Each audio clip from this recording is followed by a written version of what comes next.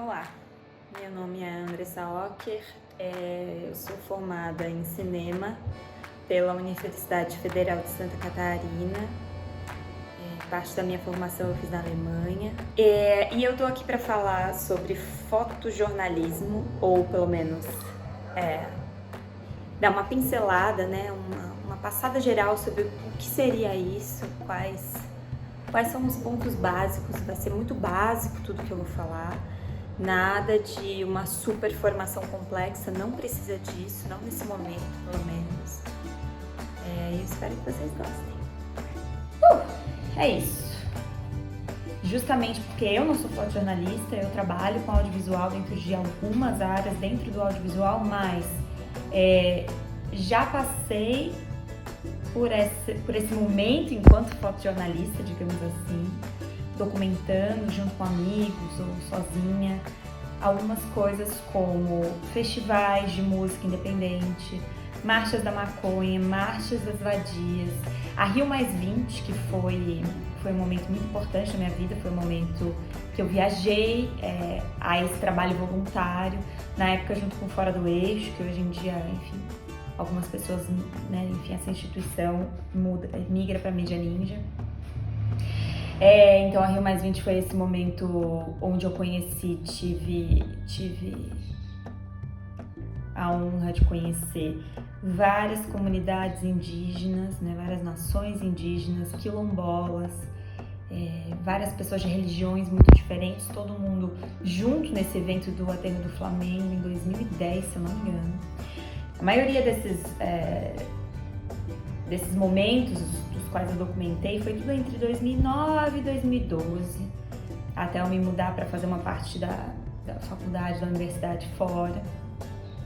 E aí eu volto e fico muito mais focada na minha profissão, no lado audiovisual mais comercial. De todo modo, esse ano de pandemia, por isso justamente que eu tô fazendo esse vídeo, eu fui documentar algumas ações do Sopão das Manas, um coletivo de mulheres que distribuíam alimentos, né, em geral alimentos orgânicos, de agricultura familiar. Elas têm toda uma filosofia bem bacana.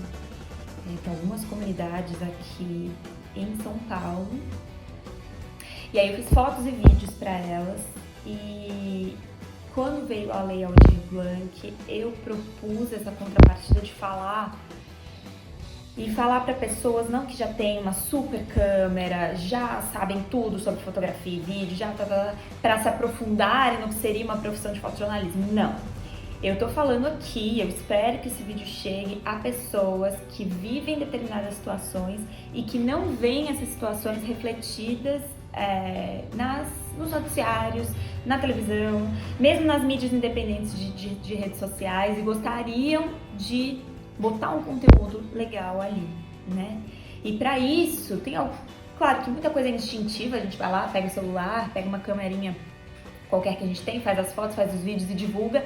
Mas se você tiver alguma metodologia para fazer isso, editar um pouquinho essas fotos, editar um pouquinho esses vídeos, saber o texto que você vai colocar, entender o conteúdo daquela foto, se ele passa realmente o impacto que você gostaria que essa foto, esse vídeo tivesse na comunidade, na sociedade, né?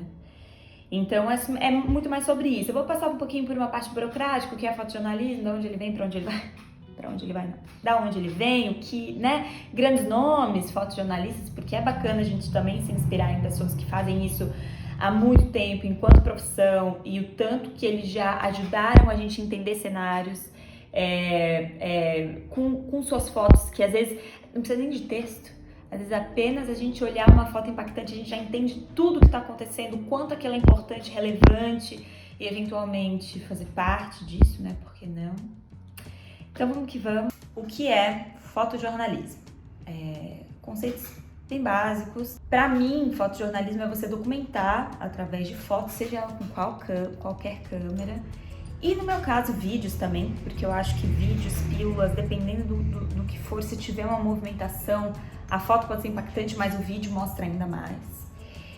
Mas, enfim, vamos até aí ao fotojornalismo. Então, para mim, é o ato de qualquer pessoa ir lá e documentar algo cuja comunidade, né, a sociedade precisa saber, seja relevante para as pessoas.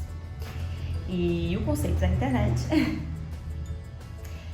é uma mistura entre informar e contar uma história, né? Eventualmente você pode ter uma sensibilidade artística e uma poesia, claro, apesar de ser fotojornalismo, ainda assim, muitos momentos eles trazem umas dores tão grandes ou momentos tão difíceis, né? Para algumas pessoas, que acaba que aquela foto ela vira uma obra de arte, porque é uma expressão humana, né, de sentimento sobre algum determinado fato, um determinado fenômeno que tá ocorrendo e mexendo, né, mudando a vida dessas pessoas que ali vivem naquele momento. E vamos traçar um pouquinho alguns pontos altos, momentos históricos, onde o fotojornalismo teve aí um papel e de repente ele ganhou um nome, né? Porque ele já não começa como eu sou um fotojornalista, não, ele começa com algum fotógrafo que tinha acesso a algum equipamento que na época, lá em 1800 e tanto, era algo bastante difícil, caro, enfim, inacessível. Ainda bem que não é a realidade de hoje, por isso eu faço esse vídeo. Peguem seus celulares, saiam por aí, produzam conteúdos dos quais vocês gostariam que as pessoas ouvissem sobre. Isso é importante na minha vida, esse ritual, esse acontecimento, essa dor, essa celebração, porque às vezes é sobre festa também, né? Uma celebração que seja ritualística ali, que signifique algo para você e para sua comunidade, mostre isso para o mundo.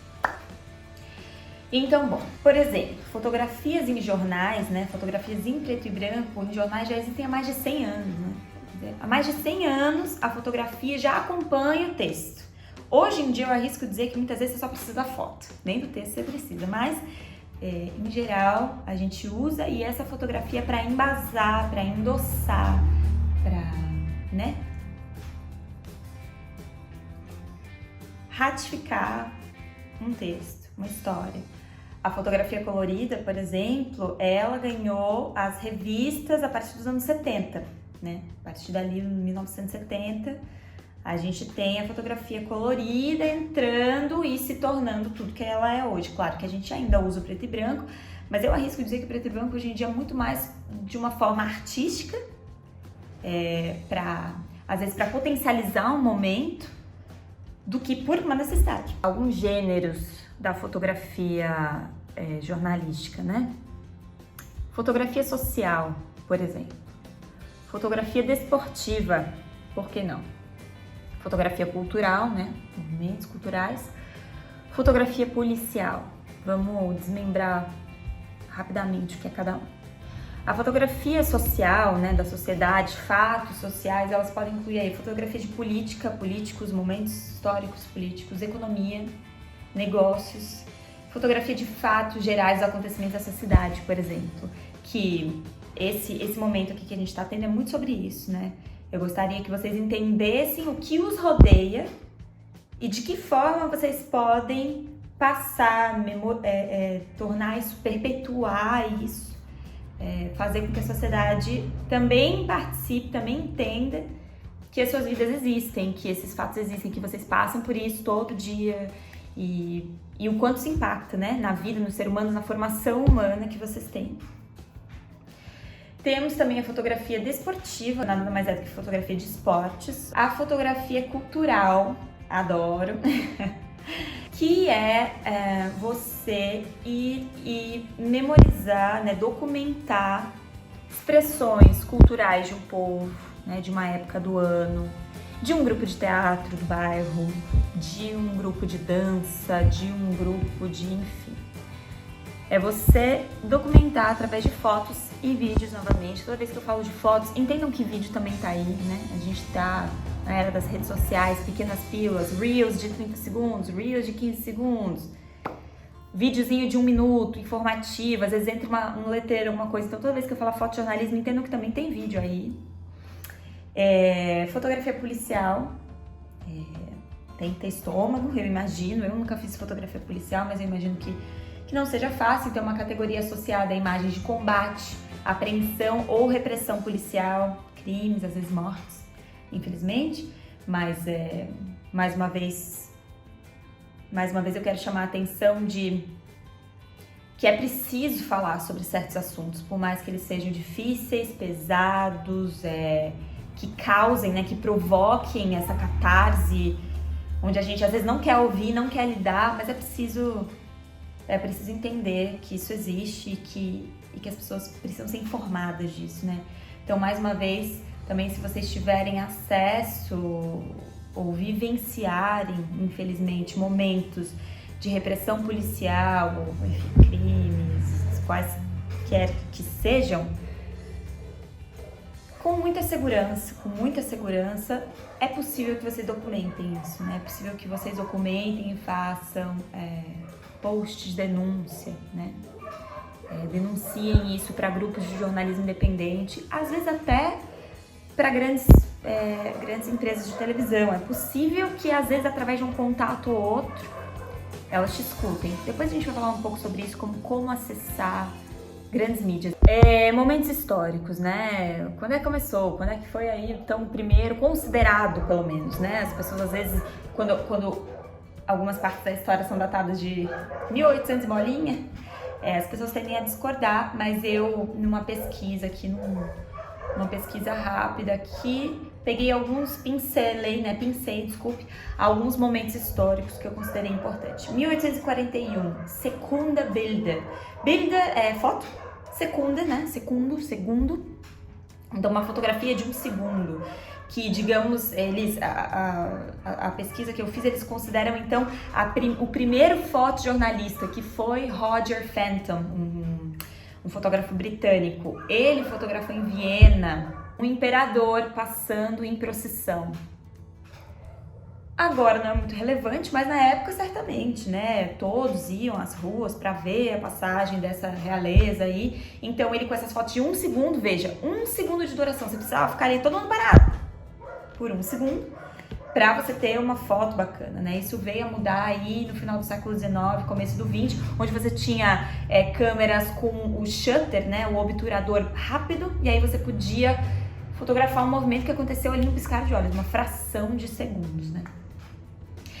A fotografia fotojornalística, ela tem muito a ver com as guerras, infelizmente, né? Em dado momento, você tem o advento da fotografia, ao passo que nesse momento tinha muitas guerras, e aí os fotógrafos começam a entender que alguns momentos eram importantes de serem perpetuados. Mais uma vez, apesar de serem difíceis, serem às vezes até horríveis, né? De tortura, né?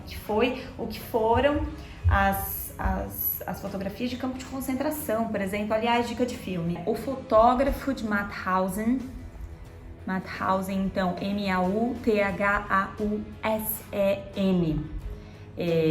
Um filme espanhol dirigido por Mar Tarragona. Muito difícil de ver, como todo filme que aborda genocídios, né? Principalmente esse que foi o genocídio da população judaica em grande maioria, mas também população negra, LGBT, QIA+, e outras, né? Que, enfim, não vamos entrar nesse detalhe, mas então, como todos os filmes da história do nazismo, muito difícil de ver, mas a importância que, então, esse preso, né, esse prisioneiro do campo de concentração que trabalha, por acaso, nesse laboratório do fotógrafo de Mauthausen, né, do fotógrafo desse campo de concentração, ele entende que aquelas fotografias precisam ser vistas pelo mundo. Imagina, para quem está preso no campo de concentração, o tanto que ele se arriscou para conseguir dar vazão a essas fotografias. Então, fica essa dica. Em princípio, aqui tá dizendo que tem no Netflix. Vamos ver. Eu tenho aqui informação. Em 1880, por exemplo, um jornal de Nova York chamado Daily faz as primeiras publicações de fotografia no jornal. Fotografias em preto e branco, daí. Em 1904, o London Daily Mirror publicava a primeira foto colorida no jornal. Veja, 1904. Veja, isso já tem aí 2021, 117 anos. Então, quer dizer, é bastante tempo? Sim. Mas veja, menos de 120 anos a gente ainda tinha a primeira fotografia colorida sendo impressa no jornal. Claro, o advento da internet, do celular, permite hoje em dia que a gente tenha uma infinidade, né, de produção de imagens de todos os tipos, os mais variados tipos. E aí, no meio dessa minha pesquisa, tentando fazer aí uma timeline de, né, como eu disse para vocês, dos melhores momentos, enfim, do fotojornalismo mundial, eu vejo a informação de que em 69, ou seja, a ditadura militar no Brasil, os militares conseguiam subir uma lei de que para ser fotojornalista era preciso diploma de jornalista. Claro, porque daí você suprime que as pessoas sem formação acadêmica e específica, que seria jornalismo, pudessem documentar certas ações, e eu diria aí truculentas e fora da lei, por parte dos militares, né? Eu arrisco dizer isso. Então, que você precisava de diploma para ser fotojornalista. A ISTF, em 2009, quer dizer, apenas em 2009, 40 anos depois, o STF derrubou tal decisão e hoje em dia todos nós podemos livremente produzir conteúdos de notícia, certo? Que bom, porque eu sinto que a gente tem muito para falar, né? A gente acompanha e vê muitas coisas, boas e ruins, não só ruins necessariamente. Nesse tempo de pandemia tá difícil de achar uma coisa boa, mas existe, claro que existe, e a internet tá aí, né?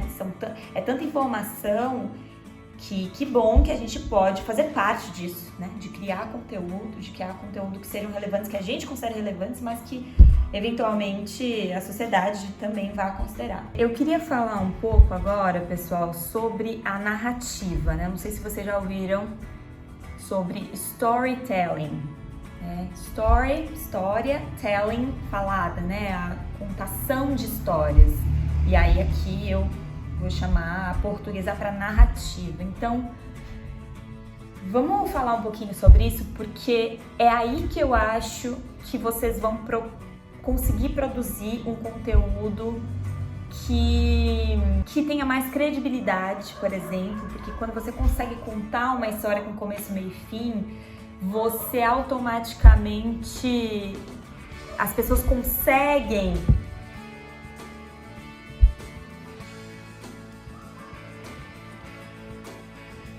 porque quando você consegue contar uma história que ela tem endereço, ela tem data, ela tem, às vezes, nome de pessoas, nem sempre é bom divulgar, mas eventualmente sim, né? A gente pede autorização para as pessoas, isso é muito importante. Dependendo do conteúdo que vocês venham a produzir, pessoal, tentem sempre pedir autorização, né? Mostrar, de repente, se possível, né? Se possível, mostrar esse conteúdo para a pessoa que está sendo fotografada ou filmada. Ainda mais se for uma pessoa civil, não for uma pessoa pública, ou seja, uma pessoa pública, é sempre importante a história da autorização, quer dizer, a imagem, o rosto das pessoas, é a vida, é tudo muito pessoal, então tem certas verdades que precisam estar lá fora, sim, mas tudo isso tem que ser feito com muita responsabilidade. Voltando ao storytelling, voltando à narrativa.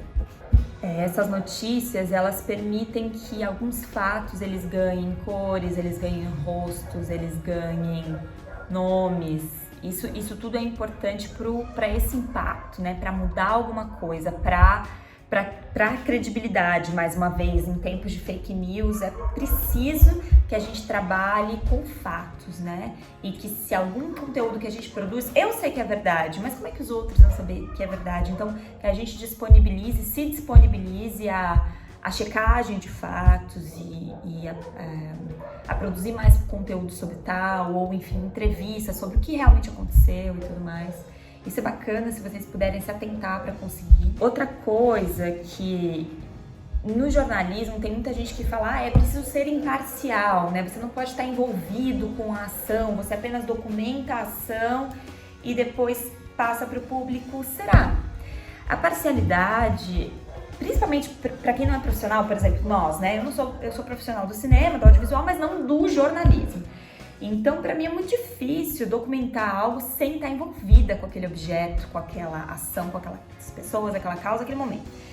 Eu me envolvo, eu quero conversar, eu quero entender, eu acabo tomando lados. Eu só tento com que esse lado que eu tome, primeiro, ele não atrapalhe o que eu gostaria de dizer para a sociedade, né? Apenas seja um tempero ali a mais que eu vou colocar no meu conteúdo. E aí eu queria me atentar de novo, eu acho que eu já falei isso aqui, se eu não falei, volto a repetir, leiam, estudem, se informem, tenham o tal pensamento crítico, né? Construir dentro da cabecinha de vocês, dentro da vida de vocês, do ser humano que vocês estão se tornando, uma pessoa que pensa mesmo, um pensador. Você não precisa ser o doutor em nada, mas olhar para um fato, olhar para uma realidade e saber mais sobre aquilo, poder conversar mais sobre aquilo, e não de forma muito rebuscada e acadêmica, nada disso. Poder se envolver com o fato como ali, gente como a gente. E eu imagino que vocês que estão assistindo aí esse vídeo, né, sobre fotojornalismo, sobre como editar foto, quando vocês vão sair com seus celulares para fazer alguma coisa, vocês estejam envolvidos com esse fato da sua comunidade ou qualquer coisa assim. Então, leiam sobre outros fatos parecidos com os seus, né? Eu imagino que tem, hoje em dia a internet tá cheia de conteúdo, cheia de gente produzindo, então vão atrás, troquem informações, leiam muito, se informem. Eu acho que para a construção dessa narrativa é muito importante também às vezes fazer links, né? Veja, isso está acontecendo aqui, já aconteceu lá e eles resolveram dessa forma. Ou ainda não resolveram, vamos se ajudar então? Porque tal pessoa propôs uma lei que de repente a gente também pode usar ou até contribuir com algumas linhas ali de uma lei que eventualmente vai ajudar a muitas pessoas, não só ao seu bairro, enfim, a sua história. E um ótimo exercício, pelo menos eu acho, né? Quando vocês veem, eu depois vou deixar provavelmente escrito alguns nomes, vou deixar com o Instagram, que é uma ferramenta que eu uso muito, eu imagino que vocês também, espero que sim, porque o Instagram tem uma história de ali mostrar a vida, a selfie, o bebê, o não sei o quê, enfim, a comida que tá comendo, mas também existe bastante conteúdo artístico e bastante conteúdo jornalístico, que são muito, muito importantes, né? Apesar de, às vezes, os textos não conseguirem ser longos e bastante explicativos, às vezes é só manchetes e pílulas, ainda assim dá pra gente se informar legal por ali, sempre procurando se aprofundar, gente, não se esqueçam disso, vamos se aprofundar sempre em assuntos que vocês queiram falar sobre, né? Eu fiz aí essa pesquisa, não foi uma pesquisa super profunda, eu acabei não lendo livros, até porque eu não tenho esse tempo nesse momento, mas um Google rápido, né? Alguns links que a gente consegue fazer, a leitura, ela é de alguma forma sempre enriquecedora e te embasa, né? Te endossa de algumas coisas. Então, um exercício que eu gosto de fazer é aí seguir essas pessoas, esses fotojornalistas, principalmente independentes, olhar para o conteúdo que eles fazem, né? Para foto, para o vídeo que eles fazem, principalmente foto, e pensar o que faz essa foto tão impactante, o que faz essa foto tão catártica, o que faz essa foto não precisar de legenda, né? Não tem isso quando a gente posta algum conteúdo e fala não precisa de legenda, não sei nem o que dizer, sem palavras, porque a foto já diz tudo. Então, por quê, né? Por que ela diz tudo? O que tem ali? E aí a gente vai pegando noções de enquadramento, de luz, da regra dos terços, da outra regra, proporção áurea. E depois eu vou tentar colocar algumas figuras para que vocês lembrem dessa regra dos terços, da proporção áurea. Tudo isso no começo não é automático, no começo não é natural, mas depois a gente vai pegando essas regras e entendendo que a maioria dos fotógrafos e fotografias, principalmente as mais impactantes, usa essa composição. Então, eu tenho uma história sobre essa proporção áurea com um grande amigo meu da época de faculdade. Nós fomos à Marcha das Vadias em 2011, Marcha das Vadias Florianópolis. Para quem não sabe, a Marcha das Vadias, originalmente com o nome Slut Walk, é um movimento que começou no Canadá, se não me engano, em Toronto, e aí se espalhou pelo mundo todo. As pautas são pautas feministas, né, ou, enfim, de mulheres, que é o direito de andar, ir e vir, que horas você quiser, a que horas você quiser, maquiar-se, vestir-se com decote, sem decote, roupa larga, roupa curta, não interessa, né, contra a cultura do estupro. Enfim, então essas pautas, e aí esse amigo meu, os homens, alguns homens acabaram vestindo batom, outros homens empunhavam placas como machismo broxa. Eu vou colocar algumas fotos aqui enquanto eu falo e vou ver se eu acho essa foto desse meu amigo, porque na época viralizou, e é essa história que eu vou contar, porque eu tenho uma foto que eu fiz dele, mas essa foto que viralizou é de outra pessoa. E eu lembro que ele soprou no meu ouvido, ele tava com um vestido bem curto, apertado, assim, vermelho, e ele, enquanto homem, estava escrito nas costas dele: vem me estuprar, desculpe, venha me estuprar, algo assim, vem me estuprar. Como uma alusão do tipo, só porque eu tô de vestido vermelho, apertado e curto, eu tô pedindo para ser estuprado, enfim, era essa aí o protesto, então, dele, em apoio também a essa causa feminista e causa de mulheres mesmo, né? Pronto, e aí ele soprou no meu ouvido, passamos pela frente de uma igreja bastante conservadora, brasileira, e aí ele falou, ele tem o apelido de Jesus, ele tem cabelos longos, enfim, aquela imagem também estereotipada de Jesus, né? E aí ele passou em frente a uma igreja, passamos, né, a marcha, passou em frente a essa igreja, e ele falou assim, ó, se liga que tu vai ter um fotão agora. E aí ele fez um gesto em alusão a Jesus Cristo, com aquelas roupas, né, o cabelo, tá, em frente a essa igreja. E aí eu tirei uma foto que ficou ok e tal, tinha ali um propósito, mas a foto que viralizou foi uma foto quando ele desceu as escadas meio correndo, porque ele fez isso tudo muito rápido. Mais uma vez, o advento da fotografia com ações que são frações de segundos, que a gente pode, então, eternizar um momento bastante impactante, né? Então, nesse caso, e aí viralizou essa foto dele meio correndo da igreja, né? Saindo correndo, ele estava descendo as escadas correndo. Alguém tirou de baixo, então ele ficou bastante grande na fotografia, a igreja de fundo, ele vestido com aquela roupa, aquele vestidinho vermelho, apertadinho e tal, com aquela cara de Jesus, enfim, correndo da igreja, parecia algo assim, né? E aí a gente tem ele muito grande e a igreja ao fundo. Então depois vocês vão ver a fotinha da proporção áurea, tomara que eu ache essa foto dele pra mostrar pra vocês. Então, quer dizer, qual a diferença entre a minha foto, o impacto da foto que eu fiz e o impacto da foto que essa pessoa, que se eu achar a foto, eu acredito aqui com certeza, fez?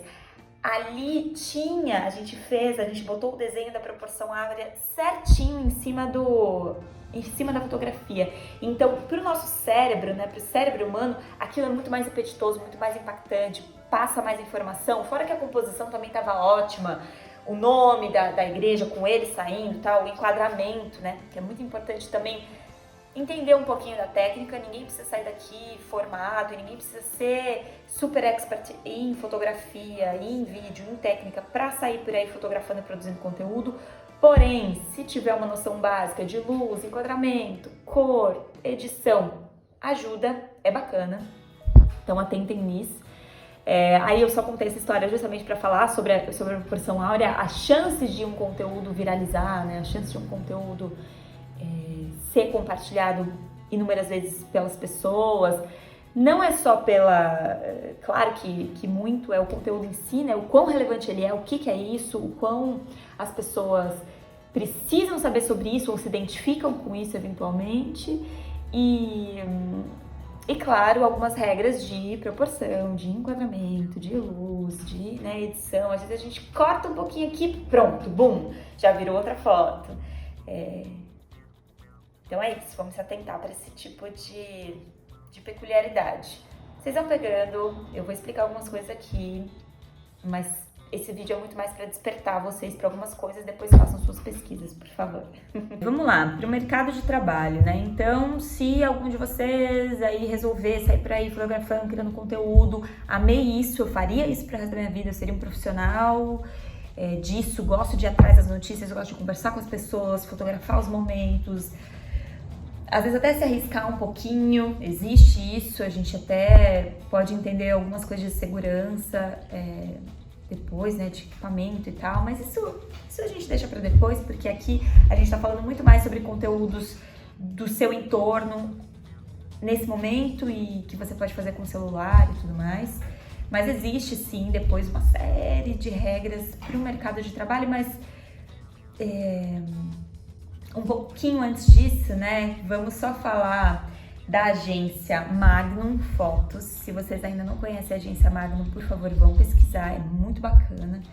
É uma agência gigante, uma cooperativa de fotógrafos, né, mundial. Ela foi formada em 47 em Paris por 4 fotógrafos: Henri Cartier-Bresson, Robert Capa, David Seymour, George Roger.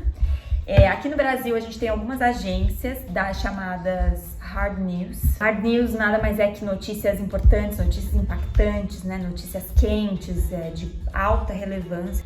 Agências brasileiras, então, Agência Estado, Agência O Globo, Futura Press, Brasil Photo Press, Agência RBF Press e Folha Press, entre muitas outras, claro, né, minha gente? Aí, falado então, sobre a Magnum ainda, eu sigo a hashtag da Magnum no Instagram, na rede social Instagram, porque eu acho interessante, porque daí você tem acesso a fotógrafos que também não são da Magnum, a fotojornalistas, né, documentaristas às vezes, que apenas colocam a hashtag Magnum Fotos, esse fotos aí com PH.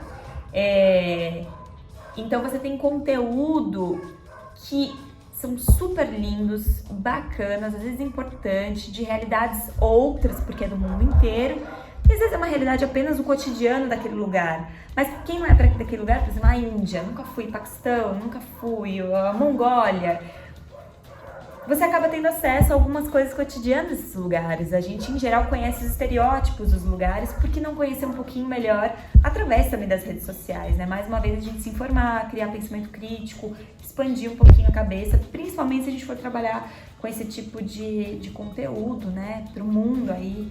Então é bom que a gente também expanda nossos conhecimentos. Outra coisa que eu acho muito legal, eu acho que é bom que vocês saibam, né, apesar de que a gente aqui tá falando sobre conteúdo amador, né, sobre sair por aí com seu celular e criar seu conteúdo, sim, porque vocês podem e vocês devem, e vai ser ótimo. Grandes nomes do fotojornalismo, certo? Então nós temos a Dorothea Lange. A Dorothea Lange, ela é americana, filha de imigrantes alemães, ficou famosa por documentar o impacto da Grande Depressão dos Estados Unidos nos anos 30.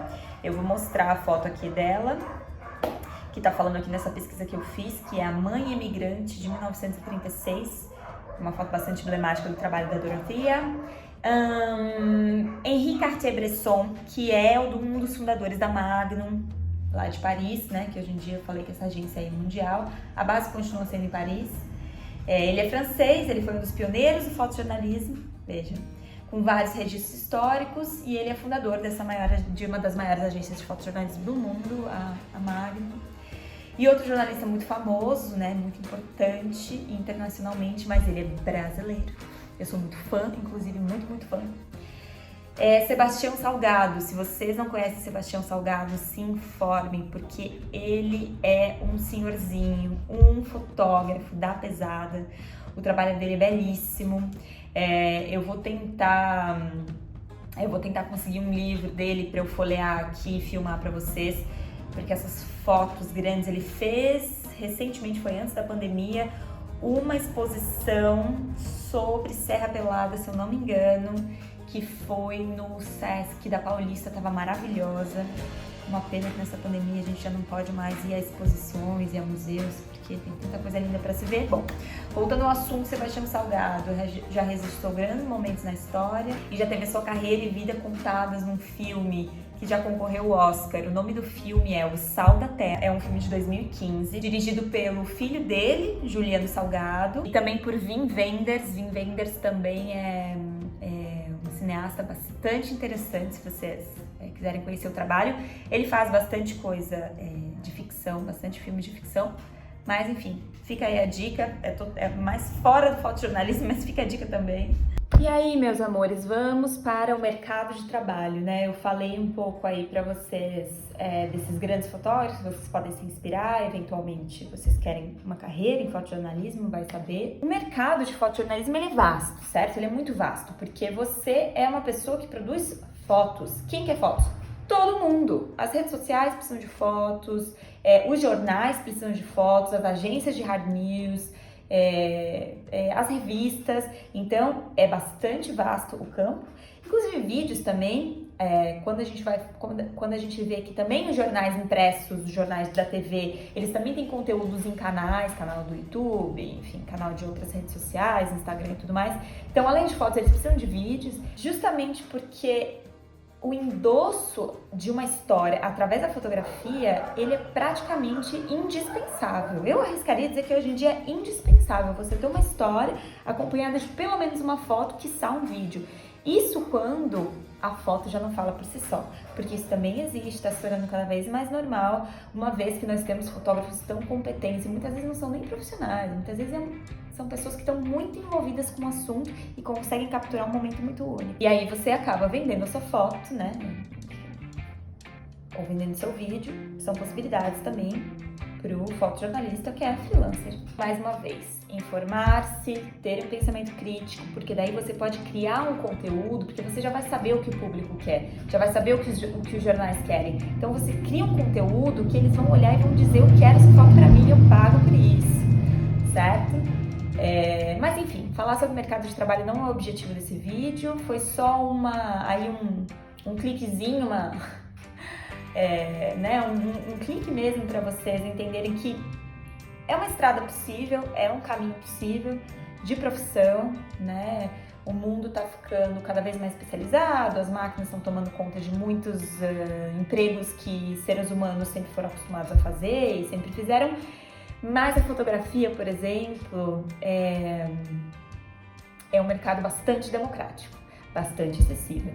Temos os celulares, mais pra frente eu vou falar sobre as apps dos celulares, as mídias independentes, os jornalistas independentes,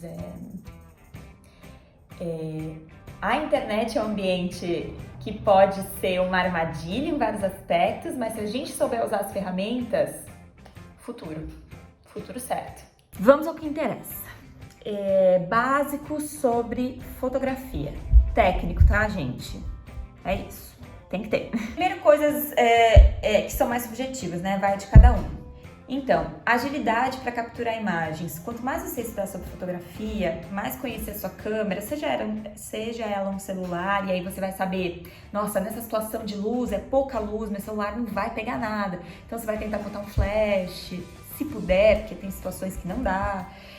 Ou você vai tentar procurar um lugar mais iluminado, trazer as pessoas daquele lugar, tipo, você pode dar entrevista aqui, você pode posar aqui para essa foto, que daí eu consigo, né, botar ali no celular. Então, quanto mais agilidade na captura de imagens, conhecimento técnico, melhor vai ser sua foto, né? Você vai poder dar um destino que as pessoas comprem mesmo, ou às vezes não comprem com dinheiro, mas comprem do tipo, não, eu gostei, vamos divulgar. Aqui também vale o bom olhar para os enquadramentos, e aí vai aparecer na tela a história da regra dos 6/3, da regra da proporção áurea.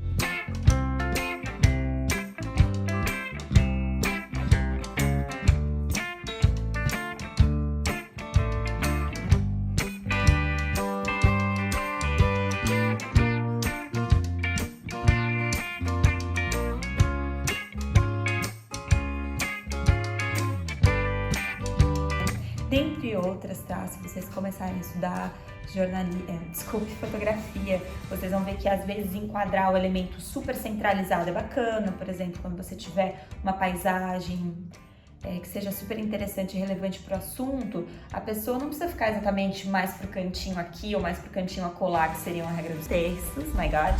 Pode estar centralizado, por exemplo, mas aí, enfim, a gente vai pegando essas manhas. Mais uma vez, o domínio do equipamento, né? É preciso então que você saiba, nossa, meu celular não grava som direito, então como é que você vai fazer um vídeo legal, por exemplo, né? Aí tentar pensar então em gravar isso de um outro celular, ou se tiver aí condições, quem sabe comprar um microfone de celular, vai saber, né? A gente às vezes, né, tem tanto acesso a site de internet, que demora bastante para chegar alguns equipamentos, mas chega, então é possível, né? É possível às vezes a gente comprar uma coisinha ou outra para ter um equipamento bacana. E aí, se por exemplo, vai que vocês por acaso têm uma câmera profissional, né? Ou semi-profissional. Aí você vai querer comprar uma lente, quem sabe, ou você já tem uma lente. Eu vou dar duas dicas, né? Uma é a dica da lente 50mm, que na fotografia ela é chamada de lente normal. Você tem as lentes grandes angulares, né? Que elas pegam assim uma paisagem enorme, são lentes bastante abertas, né? Você consegue ver bastante coisa do que você vai fotografar. Tem as lentes normais, que é como o olho humano vê, ali tem até uma certa visão periférica, mas o que você consegue ver bastante é esse quadrado aqui, essa composição e tal, então a gente chama de lentes normais. E aí tem as lentes teleobjetivas. Teleobjetivas são as lentes, em geral, maiores, mais robustas, né? Vocês já viram aí as lentes que fotografam futebol, enfim, são aquelas lentes, são os canhões, né? A gente chama, nossa, esse canhão. São lentes enormes, 500mm, 200, 300, 1000mm, né?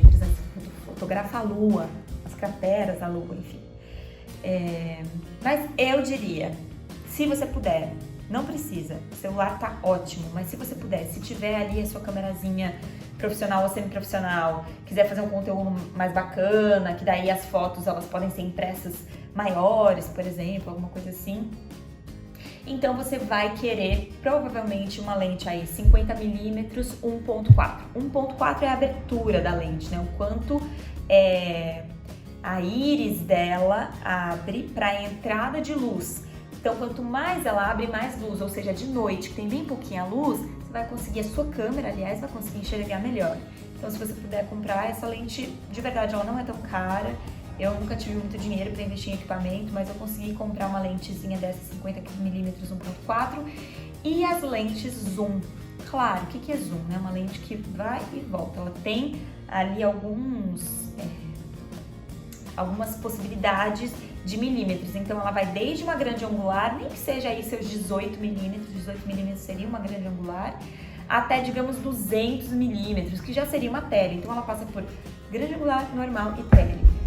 Bacana para quando você tá na rua, sei lá, num protesto, ou numa apresentação cultural, numa apresentação de teatro, de dança, e você precisa de dinamismo. Não dá pra ficar trocando lente, ou às vezes a gente nem tem dinheiro pra isso, pra ter um monte de lente ali, trocar e tal. Fora que é pesado, né? Pesado de peso mesmo e caro. Enfim, aí às vezes comprando uma lente básica, zoom, super versátil, vai te ajudar. Legal? Pra terminar aqui sobre fotografia, vocês viram que isso foi tipo o básico do básico do básico, assim mesmo. A gente poderia falar sobre tantas outras coisas, sensor, tamanho de sensor, as próprias lentes dos celulares, 3 lentes, 2 lentes, uma lente, a câmera frontal, em geral ela tem menos pixels do que a câmera traseira, tem tanta coisa pra falar, pessoal. Se vocês forem fazer vídeos, tem os vídeos em 30 quadros, né, que geralmente usa ali pra televisão, 30 quadros, 24 quadros, que é cinema. E aí, se você começa a ir para mais quadros, tipo 60 quadros, já é slow motion. O movimento, você já vai poder usar um softwarezinho de edição, que ele vai fazer né, deixar aquilo mais lento. 120 quadros, 240 quadros, né, por segundo. Então a gente poderia entrar nisso. Na verdade, essa história de quadros por segundo, isso já é vídeo, né, não é fotografia, mas faz parte da história da fotografia, digamos assim, né? No cinema, por exemplo, a gente chama de direção de fotografia e na verdade é vídeo, mas existe a foto de que vídeos nada mais são do que várias fotografias bem rapidinho por um segundo, né? Então por isso a gente fala por segundo, tantas fotos por segundo e tal. A gente poderia entrar nesses pormenores, mas não é o objetivo desse vídeo, né? E o objetivo desse vídeo é realmente o básico sobre fotojornalismo e para que vocês peguem o equipamento que vocês tiverem e saiam por aí produzindo conteúdo que seja importante para vocês, que vocês julguem que a sociedade queira saber ou deva saber. Então, não vamos entrar em pormenores e especificidades técnicas. Na internet tem muito conteúdo e eu vou deixar naturalmente no final desse vídeo o meu contato, caso alguém queira escrever. Quem sabe a gente troca mais ideia de acordo com o equipamento que vocês têm. Por exemplo, escreve meio, eu só tenho celular tal, e eu nunca consigo filmar, não sei o que. A gente entra no menu, a gente descobre junto, é uma possibilidade, de verdade me coloco à disposição. Daí agora, bom, tudo isso que eu falei sobre foto vale também para vídeos, tá? Já falei aí alguma coisa sobre microfone e tal, então eu vou passar logo para apps de edição de foto e apps de edição de vídeo. Meus amores, eu vou falar aqui de 2 apps de cada, 2 de foto, 2 de vídeo. Não tô sendo paga pra isso, eu nem sei se eu poderia estar falando nomes específicos aqui, mas eu vou falar, porque... vou falar. Que é de edição de vídeo VSCO, Visco. Visco também aparentemente é um movimento de estilo, de moda, alguma coisa assim, mas também é uma app. E essa app vocês podem editar a foto. Tamanho, né? Pode cropar, quer dizer, pode cortar a foto. Pode nivelar a foto, às vezes, sei lá, tá ali na correria, a foto fica bem assim, nivela a foto. Você pode transformar ela em formato quadrado, já para Instagram, enfim, várias possibilidades. O que eu mais gosto é que eu, por exemplo, gosto de tratar as fotos, mudar um pouquinho a cor, não muito, né? Até porque a gente está lidando então com fotojornalismo, com documentário. Então, quanto mais fiel você for àquela cena, melhor. Mas para ajudar na dramaticidade dessa foto, desse vídeo, é legal que a gente coloque um pouquinho de cor. Deixe um pouquinho saturado, bote um contraste. Quem sabe eu falo isso no próximo vídeo, quem sabe. Eu vou tentar passar alguma noção ou outra. De todo modo, tem inúmeros vídeos no YouTube onde a gente pode aprender o que é essa história do contraste, colocar ou tirar saturação, deixar mais cinematográfico ou não, ou deixar mais verossímil, né? Verossímil, ou seja, que se assemelhe àquele momento que você viveu, não é mesmo? Então, além de VSCO, o Visco, tem o RNI Films. RNI Films também é bem bacana, tem várias ferramentas, dá pra gente colocar cores mais interessantes nessa foto. Para vídeos, para edição de vídeos, eu indico 2 apps, que é o InShot, também vou tentar colocar o símbolozinho aqui como é escrito certinho, e o Filmora, né? O Filmora e o InShot são boas apps de celular para edição de vídeos, né? Você pode mexer ali na velocidade, de repente tá fazendo ação, aí fica um pouquinho mais lento, dependendo do conteúdo que você vai filmar, pode sim ser interessante. Você consegue picotar, porque nem tudo do vídeo que você fez você quer usar, então você picota, faz aquele formato YouTube, né? Inclusive eu vou fazer a edição desse papo que a gente tá tendo num formato YouTube que é bastante cortado, você não fica muito tempo, tipo, e aí eu tava lá e... Não, você corta e faz uma edição, aí eu tava lá e fiz acontecer, né? Porque isso deixa mais dinâmico, ninguém tem tempo pra perder com tipo, não, daí nós fomos até aquele lugar. Você já corta, né? Já corta essa parte do vídeo que você tá lembrando de alguma coisa, que a pessoa que você tá entrevistando, ou enfim, tá lembrando, você corta e já parte direto pra história, que é o que interessa e tudo mais. Então fica a dica aí dessas apps. Então é isso, pra finalizar eu gostaria de dizer que pra ser fotojornalista basta você ter um olhar apaixonado pelo que você vai fotografar, gostar de contar boas histórias, um olhar fotográfico mínimo, né, técnico mínimo, um equipamento que te ajude nisso, pode sim ser celular, se tiver um equipamento um pouco melhor, que bom, mas super pode começar com celular, não tenham medo disso, arrasem. Tem festivais de filme que são apenas conteúdo de celular, aliás, recadinho final já com uma outra dica de filme. O nome é Viajantes da Meia-Noite, né? Midnight Travelers. Eu vou ver se eu escrevo aqui. É um filme documentário de uma família que atravessa do Afeganistão até a Europa, fugindo, né? Eles são refugiados, uma família refugiada. E eles filmam em 3 celulares. Eles levaram 3 celulares super antigos e que não faziam nem grandes filmes, as imagens são bastante pixeladas, tem grão, tem isso, tem aquilo, o som é som de celular, mas mesmo assim é um dos documentários mais bonitos, de verdade bem feitos, que eu já vi. Claro, tem toda uma questão de edição, né? Depois vocês vão pegando também as noções de edição para tornar essa tal dessa narrativa que a gente tanto falou mais robusta e melhor, que as pessoas fiquem o tempo todo olhando e falando, nossa, olha isso, olha isso, olha isso, né? Não desviem a sua atenção. No mundo de redes sociais, mais uma vez, a gente fica passando e desviando a atenção o tempo todo. Então esse Midnight Traveler, só para dizer que é um grande filme, recebeu vários prêmios, estreou no mundo inteiro. Eu vi na Mostra de Cinema de São Paulo antes da pandemia. E é todo filmado da maneira que deu por uma família com 3 celulares super simples. Então, mais uma vez, desenvolva essa paixão por contar histórias. Eu quero contar, eu vou dar um jeito. E se você aí, né, se apurar um pouquinho na técnica, certamente vai sair um ótimo conteúdo para vocês poderem submeter aí, não só para TVs, mas também para jornalismos independentes, conteúdos de redes sociais, não só dos outros, que às vezes tem bastante visibilidade, mas a sua também. Às vezes as coisas viralizam da nossa própria rede. Acontece. Prezem pela mínima qualidade, pela fidelidade àquilo que vocês estão retratando, né? Apesar de que eu falei aqui da parcialidade, de colocar um pouco do que a gente sente, do que a gente gosta no conteúdo, mas tentem fazer isso de forma fiel.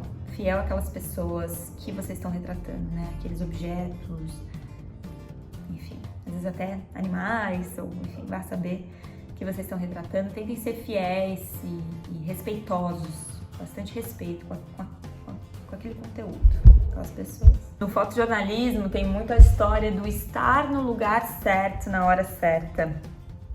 Sim, é preciso, então também não tenham medo de... Bom, agora na pandemia, naturalmente, que com todos os protocolos de segurança do mundo, né, leiam também sobre isso, dependendo de para onde vocês vão, vocês precisam de um protocolo de segurança específico, autorizações, falar com pessoas, né? Não sei aí o que está percorrendo a cabecinha de vocês, mas é preciso, é bom estar no lugar certo, na hora certa, mas com segurança, certinho, vamos devagar e vamos produzir. E uma vez estando lá é observar os detalhes, né? Ter aquele olhar sensível e entender a narrativa, entender que história que eu quero contar, que história que eu quero que as pessoas ouçam. Então, são momentos tão especiais que eles pegam para contar uma história, para construir essa narrativa, né? Que às vezes aquilo se torna mesmo uma arte digna de ir para um quadro.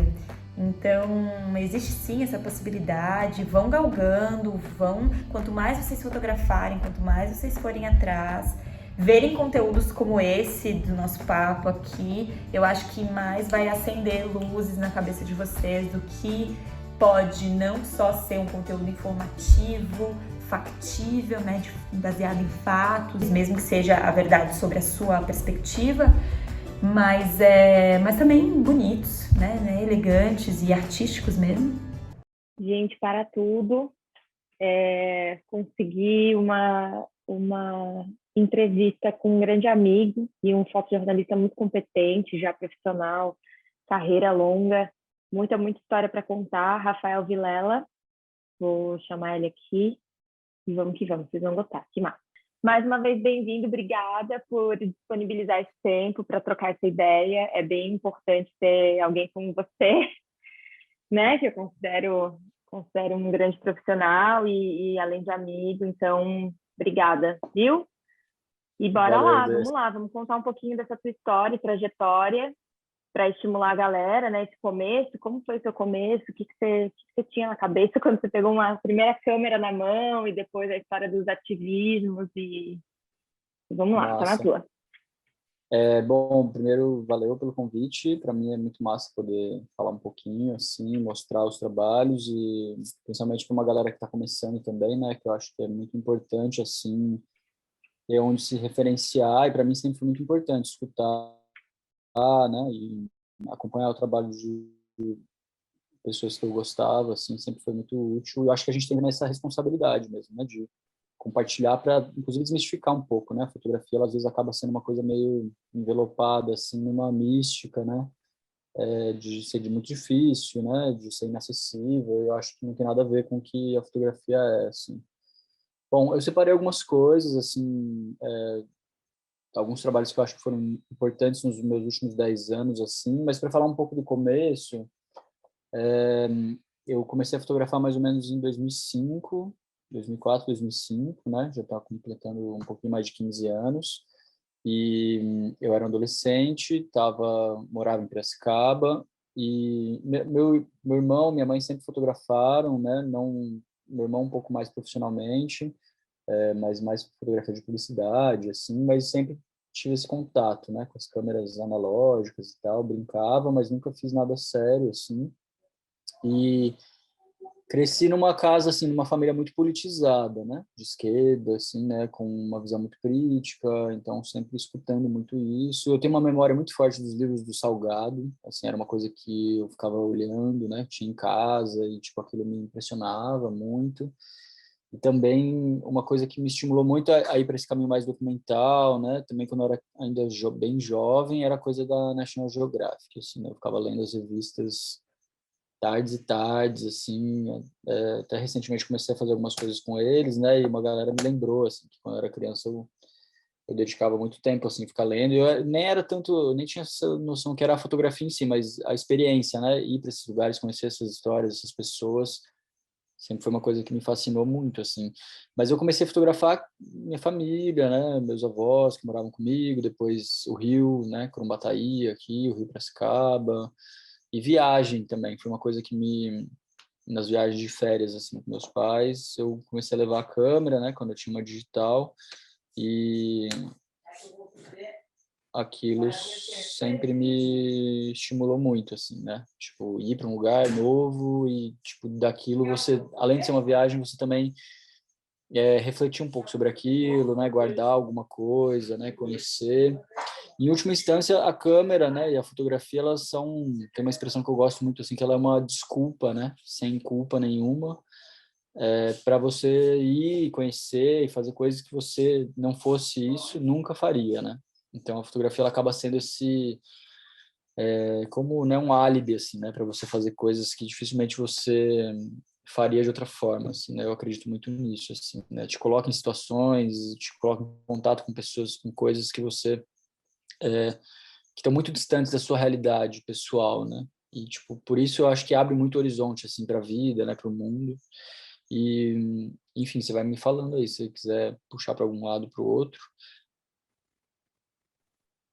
Manda ver, eu imaginei mesmo que você que tinha começado com alguma coisa, né, com pessoa, talvez viagens, não direto no ativismo, assim, então essa parte, inclusive, do seu irmão e da sua mãe fotografarem, isso eu também não sabia, que massa. É isso, né? Muitas vezes as Ah, referências são muito próximas a gente, ninguém na minha família fotografava, quando eu comecei foi mesmo uma paixão, enfim, de observações de mundo, referências, pessoas que eu gostava, não foi exatamente da família, mas mais uhum. massa. E aí como é que você entendeu que a fotografia ela poderia ser algo... Olá, Zuma, temos uma companhia na nossa conversa.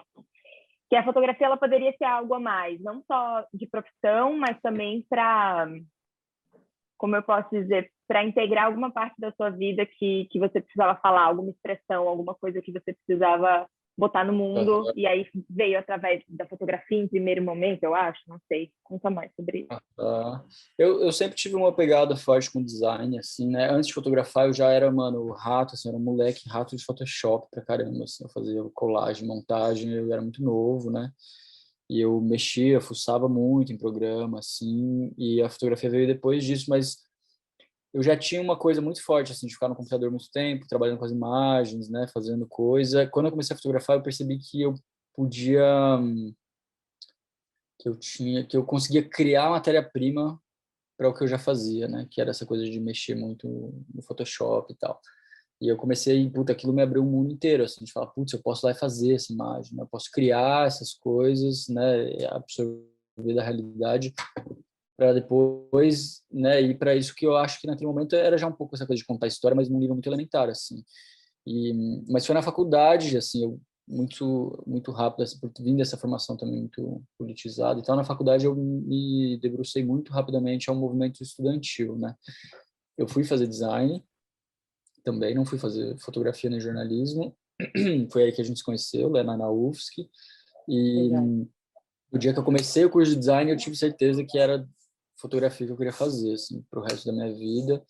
E, e a sorte foi que lá na UFSC, né, o curso de jornalismo é muito forte, a biblioteca é muito boa, então tinha muitos livros de fotojornalismo incríveis, né, que são livros caros, de difícil acesso, pelo menos naquele momento era ainda, eu acho que hoje ainda é bastante.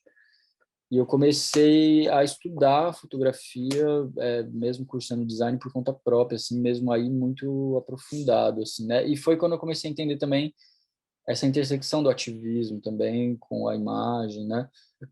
Já fazia isso pelo design, mas da coisa da fotografia também ser essa ferramenta que te leva para os lugares, né, que te ajuda a levantar, né, os debates, a olhar para coisas assim, e foi na faculdade assim que eu comecei a entender e aí eu mergulhei de cabeça na ideia de documentarismo mesmo, né, que foi quando eu me apaixonei muito por essa ideia, comecei a baixar todos os filmes que tinha, ver, né, e fiquei muito apaixonado assim por essa possibilidade de esse equilíbrio do online com offline é uma coisa que sempre me interessou muito na fotografia, né? Que no momento você está ali num lugar que não tem sinal, absolutamente, que ninguém chega, super remoto, e no outro você está compartilhando aquilo para milhares de pessoas no mundo, né? E essas duas coisas são muito potentes, assim, né? Essa intensidade da experiência vivida com a capacidade de narrar ela, assim.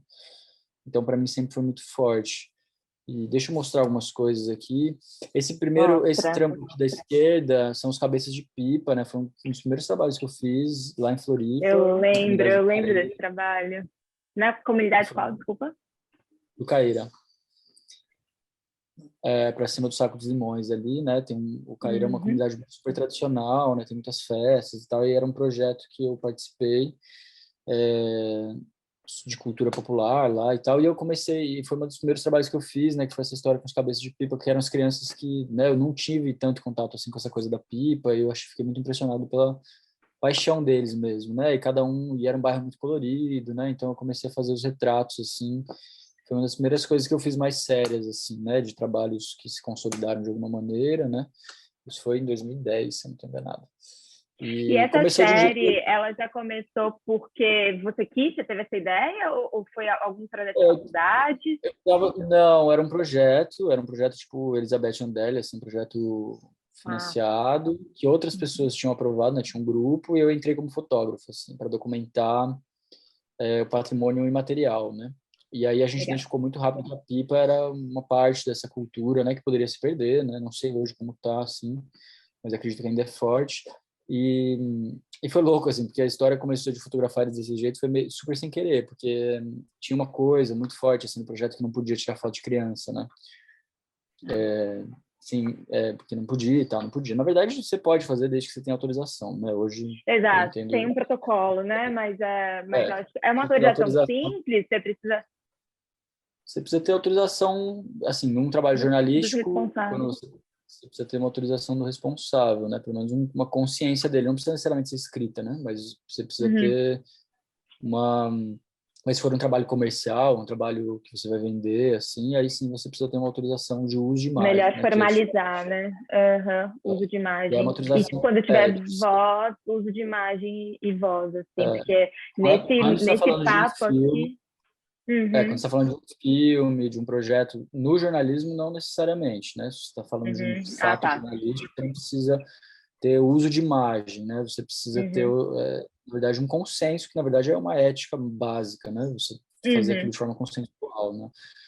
Certo, Mas enfim, isso certo. é um tema amplo também, assim. Mas por não poder naquela época fazer foto das caras deles, né? Eu comecei a pedir para eles botar a pipa na cara. E aí surgiu essa ideia dos cabeças de pipa, né, que acabou tomando um corpo, assim, foi para alguns festivais, naquele momento eu era bem novo ainda. Mas era um pouco isso, assim, era a história deles, né, que tem a pipa com essa grande paixão, né, e eles acabam sendo a pipa de um certo modo, assim, foi um trabalho bem massa de fazer, assim. Na direita é a documentação de junho de 2013, né, já pulando aí alguns anos, né, uns 4, 5 Uhum. anos, mas é as ruas de junho, né, que foi um trabalho que eu fiz pela Mídia Ninja, né, documentando desde o primeiro protesto de junho até o encerramento. Essa foto é em BH É. e aqui em Belo Horizonte, Tarifa Zero. Naquele momento tinha um debate muito forte sobre os atos serem despolitizados, não terem pauta, né? Então essa foto teve uma força assim por ter a pauta na frente da barricada, né, de um certo modo bem de uma comunicação bem direta, assim, né?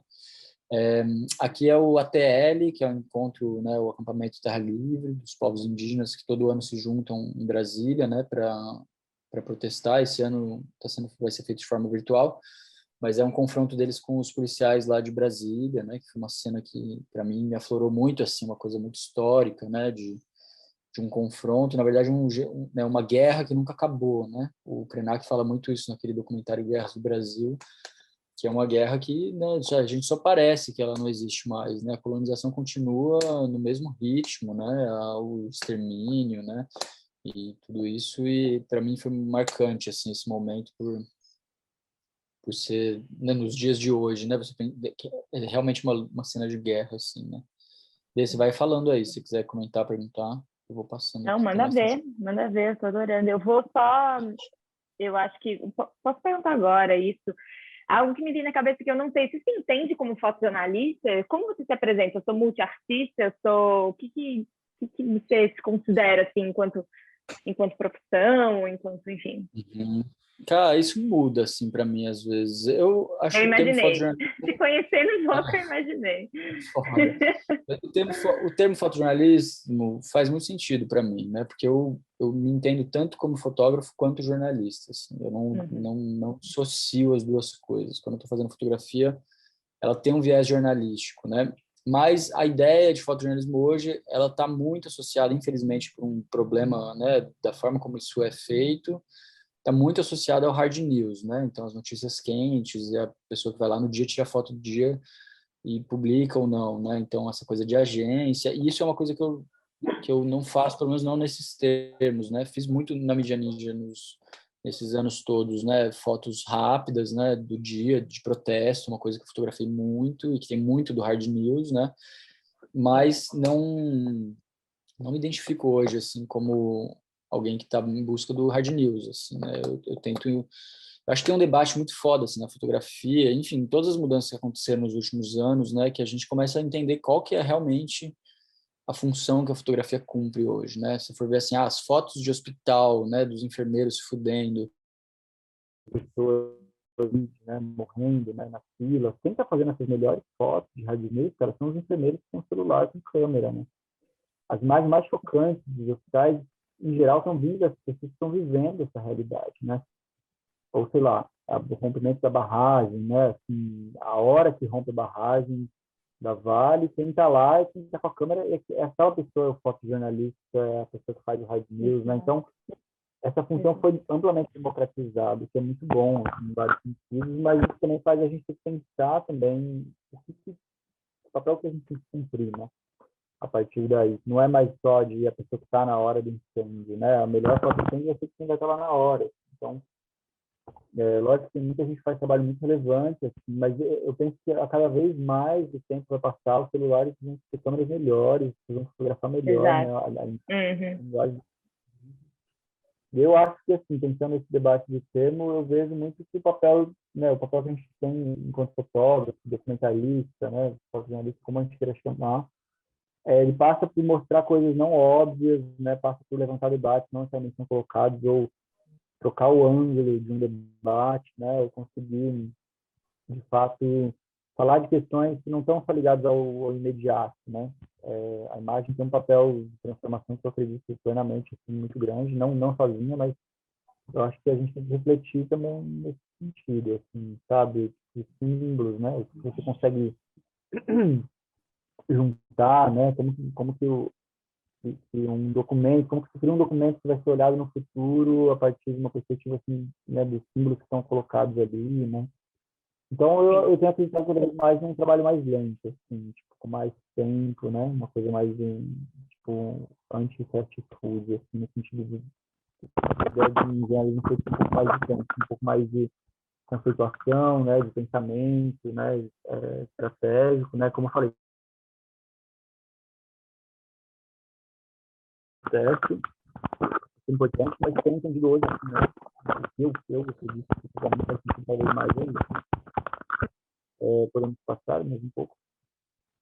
Essas duas fotos são também da Copa do Mundo no Brasil, né, a da esquerda é no Cambuci, em São Paulo, perto da casa fora de São Paulo que eu morava, e e traz muita coisa da luta, da festa, né? Também era um grande debate em Copa, né? Tinha uma parte da esquerda falando que aquilo devia ser só luta e não vai ter Copa, e uma grande maioria do Brasil, né?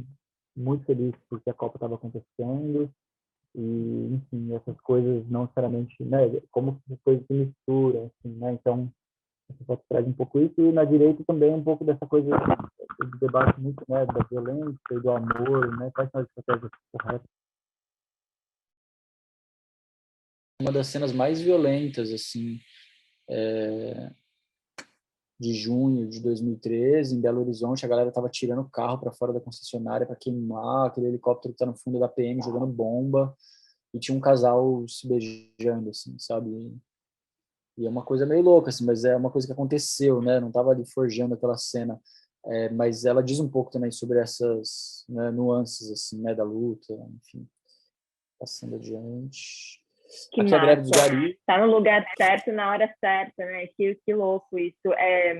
Tem uma história também de sempre, dessa visão que o fotógrafo tem, o fotojornalista, principalmente quem está fazendo, cobrindo alguma coisa, algum incêndio, tragédia, alguma coisa que aconteceu muito os protestos, porque é o tempo todo acontecer, com muitos acontecimentos. Como é que você vai ter tempo para enquadrar, para saber iluminar? Você tem que conhecer muito seu equipamento, né? Se tiver com celular, talvez seja um pouco mais fácil, porque ele faz tudo isso automático, mas é meio doido essa história, né? De você saber para onde apontar sua câmera e como... Enfim, depois da história do enquadramento e tudo mais, tem a edição, né? Você pode dar uma arrumada, mas é importante também treinar esse olhar para... Não, total. Eu acho que isso que você fala do enquadramento traz muito debate sobre parcialidade, né? Então, eu acredito que ninguém é imparcial, então você sempre está recortando alguma coisa da realidade, né? O Bresson, tem um livro que eu vou indicar dele aqui daqui a pouco, mas que fala muito isso também. Você sempre está recortando um pedaço da realidade, né? Você não tem capacidade de documentar ela na sua integridade, e esse recorte é sempre fruto de uma visão de mundo, né, que você tem. Então, a parcialidade ela é um atributo, ó, assim, né? É um valor do fotojornalismo, assim como do jornalismo, eu acredito muito nisso.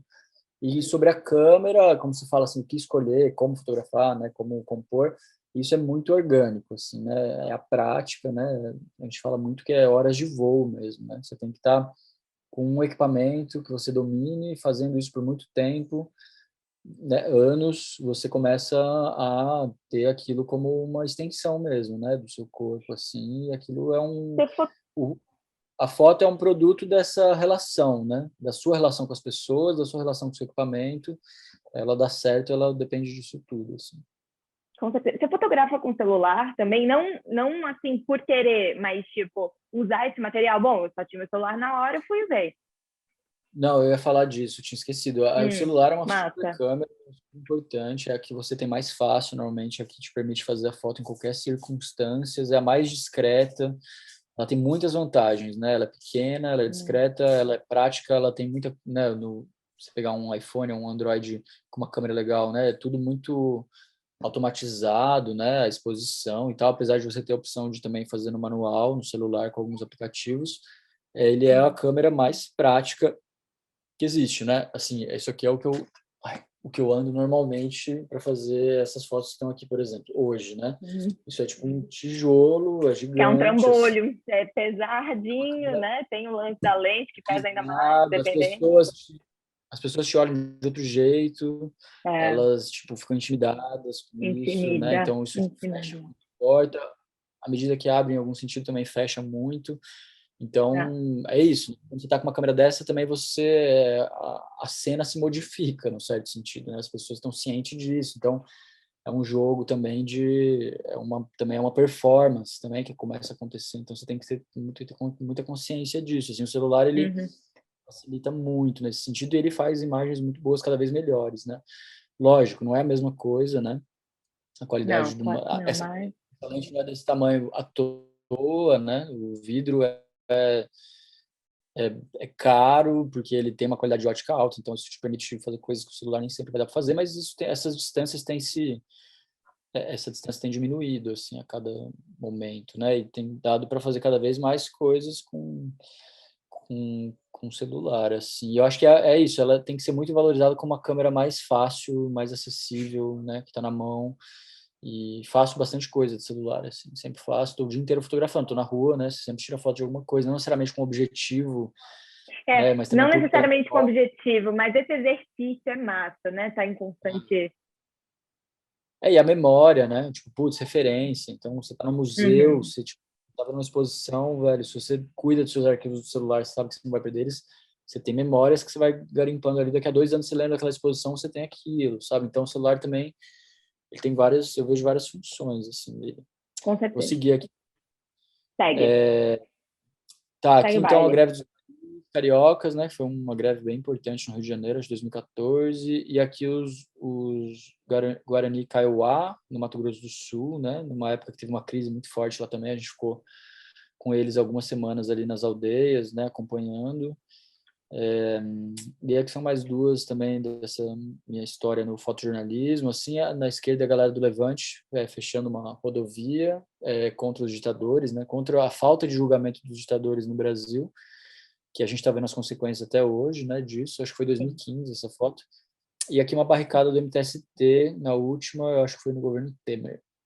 Então, isso são algumas Potente. imagens, assim, que Hum. não são as melhores que eu fiz nesses 10 anos, mas são parte do trabalho que eu acho que marcou, de alguma maneira, assim, a minha história e um pouco do que eu estava fazendo. A maior parte delas foram dentro da Mídia Ninja, né, fotografando pela Mídia Ninja, assim, então uma escola muito forte, assim, né, que abriu muitas portas, que abriu muita percepção, assim, né, e também que também sempre permitiu muito acesso, né, a confiança das pessoas, né, a Mídia Ninja é um veículo com muita credibilidade com os movimentos, com as pessoas no campo, né, nas periferias, isso é muito importante quando você está fotografando, assim. Com certeza. Uhum. Para você acessar, né? Acessar as pessoas, as histórias, os lugares certos, A gente criar vai essa falar um pouco relação, de né? É importante. Ah, produção, que mas assim, massa. Você vai falar? Uhum. o acesso é uma parte fundamental da produção, né? É. Tipo, você gasta muito mais tempo, às vezes, tendo acesso do que fotografando. Isso é muito comum, assim, né? E quando você tem um acesso, uma criatividade, né? Isso te abre muita porta, assim, né? Você deixa de perder tempo com isso, você passa a estar sempre fazendo, assim, que eu acho que é o mais importante, né? Tá Com fazendo certeza. história, gente. Podemos ir? Opa. Beleza. Aí eu separei algumas coisas, assim, sobre construção de narrativa, né? Desse que foi um tema que a gente conversou que seria legal de falar. Super. E eu tenho 3 indicações de livros, assim, para quem quiser se aprofundar um pouco na ideia de narrativa, né? Em inglês a galera usa muito o termo storytelling e storyteller, né? Que também é um termo que cada vez mais hoje muita gente que está nesse lugar da fotografia, do jornalismo se identifica também, né? Que é contador de história, né? Para além de ser jornalista ou fotógrafo, a coisa toda se trata de contar histórias, assim, né? E aí tem um primeiro livro do Harari, que é o Sapiens, que ele fala da comunicação né, na nossa espécie, né, como uma questão evolutiva mesmo, né? Então, primeiro para entender que contar história é a coisa mais antiga do mundo mesmo, né? Assim, a gente se organiza enquanto espécie a partir da contação de história, né? A fofoca sempre foi um recurso fundamental de manutenção das comunidades, né, de organização das comunidades, assim. E então essa nossa capacidade de contar história fez a gente poder imaginar, né, criar ficção, criar mitos, né? Tem mitos do bem e mitos do mal, mas são os mitos que nos organizam, né? Que fazem a gente ser um número muito grande de pessoas colaborando em objetivos comuns. Eu acho que a mensagem do Harari nesse livro traz muito isso, assim, né? É a contação de história, é a narrativa que nos possibilita, em última instância, colaborar, né?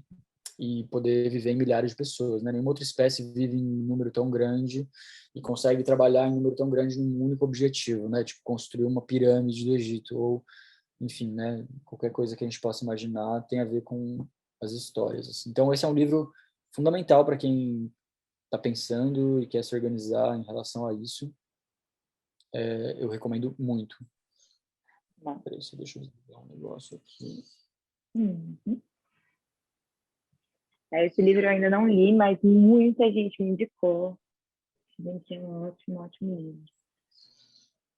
Uma breve história da Ele é massa. humanidade. Depois tem 2 sequências, né? Tem o Homo Deus, depois, que fala sobre o homem, como a experiência de Deus na Terra, como a gente domina a tecnologia a ponto de se sentir Deus e começar a mexer o DNA e várias outras coisas. E depois tem o 21 lições para o século XXI, que eu não li ainda. Eu estou no meio do Homo Deus. É duro de ler, às vezes, ele é um livro denso, assim, mas ele é muito Bem, interessante. sim. Segunda indicação é um livro, ao contrário desse primeiro, muito pequeno e leve, fácil de ler, né? Em um dia você lê. E ele é um livro do Cartier-Bresson, que chama Imaginário Segundo a Natureza, e que ele fala muito sobre essa capacidade de contar a história a partir das imagens, né? Ele fala de várias coisas, mas principalmente da experiência dele como alguém fazendo reportagem, assim. E ele fala sobre essa capacidade da gente juntar várias imagens para contar uma história, né? Que é a ideia da reportagem, né? Então você não consegue reunir numa única imagem a história, a completude da história. Você precisa fazer várias imagens, depois você precisa editar isso e contar essa história. Então é um exercício que ele fala e que é muito legal, né? E ele fala um pouco sobre essa coisa, né, de não ter direito a encenar, né, de você viver um pouco a realidade. Ele tem um purismo assim que é muito interessante, né? O Cartier-Bresson, um dos principais fotógrafos do século XX, foi fundador da Magnum, é uma referência, apesar de a gente ter que fazer, enfim, a gente ter que relativizar algumas coisas, né? Acho que a partir do debate contemporâneo são muito importantes, né? De entender que era um europeu, francês, né? Um homem branco, tinha muito acesso, muito privilégio, muita grana para poder fazer o que fazia do jeito que fazia. A gente tem que também, eu acho que é importante valorizar as coisas que ele traz, assim, né? Os debates, principalmente o pensamento dele, assim. Então esse é um livro só de texto dele. E é um livro bem curto, chama Imaginário Segundo a Natureza. Você acha aí por, tipo, 20, 30 reais, né? Na Amazon, em qualquer loja. E é um livrinho muito massa, cara. Ele é muito gostoso de ler, assim. Vamos Belo. lá. Última indicação, Susan Sontag. Ela também é uma pensadora da fotografia, né? Acredito que ela não era fotógrafa, ela era uma crítica, né, de arte. E que escreveu coisas incríveis, assim, né, nos anos 70 e 80, que são muito atuais. Esse livro que eu estou indicando dela, né, que é sobre fotografia, ele é escrito em 79, se eu não estou enganado, mas ela fala coisas que assim são absurdamente atuais, né, do tipo, hoje tudo é feito para virar uma fotografia no final. E isso não poderia ser mais verdadeiro hoje, né? A Sim. questão é que eu acho que hoje a gente adicionou o post, né? Então hoje tudo é uma Uhum. imagem, vira um post, né? Uma publicação numa Uhum. rede social, mas a fotografia sempre teve esse papel de ser mostrada para os outros, né? Ela só passa a existir a partir do momento que ela é vista, né? Então o que ela fala é muito contemporâneo, assim, é muito legal, e ela fala muito disso, né? Ela é muito crítica sobre o papel que a fotografia, o fotógrafo e a fotógrafa tem em relação a entrar na vida dos outros, né? A responsabilidade que isso traz, né? De ver o melhor e o pior das pessoas, né? De representar elas, imortalizar a parte delas, né? Então, é um livro também muito baratinho de achar, chama Sobre Fotografia, e ele é bem simples de encontrar, assim, e ele é muito, muito massa também. Genial. Pode ser. Mandei. Não, manda ver. Podemos ir? Uhum. Bom, aí separei algumas coisas, acho que a gente pode passar depois, enfim, você vai me parando na hora que você quiser.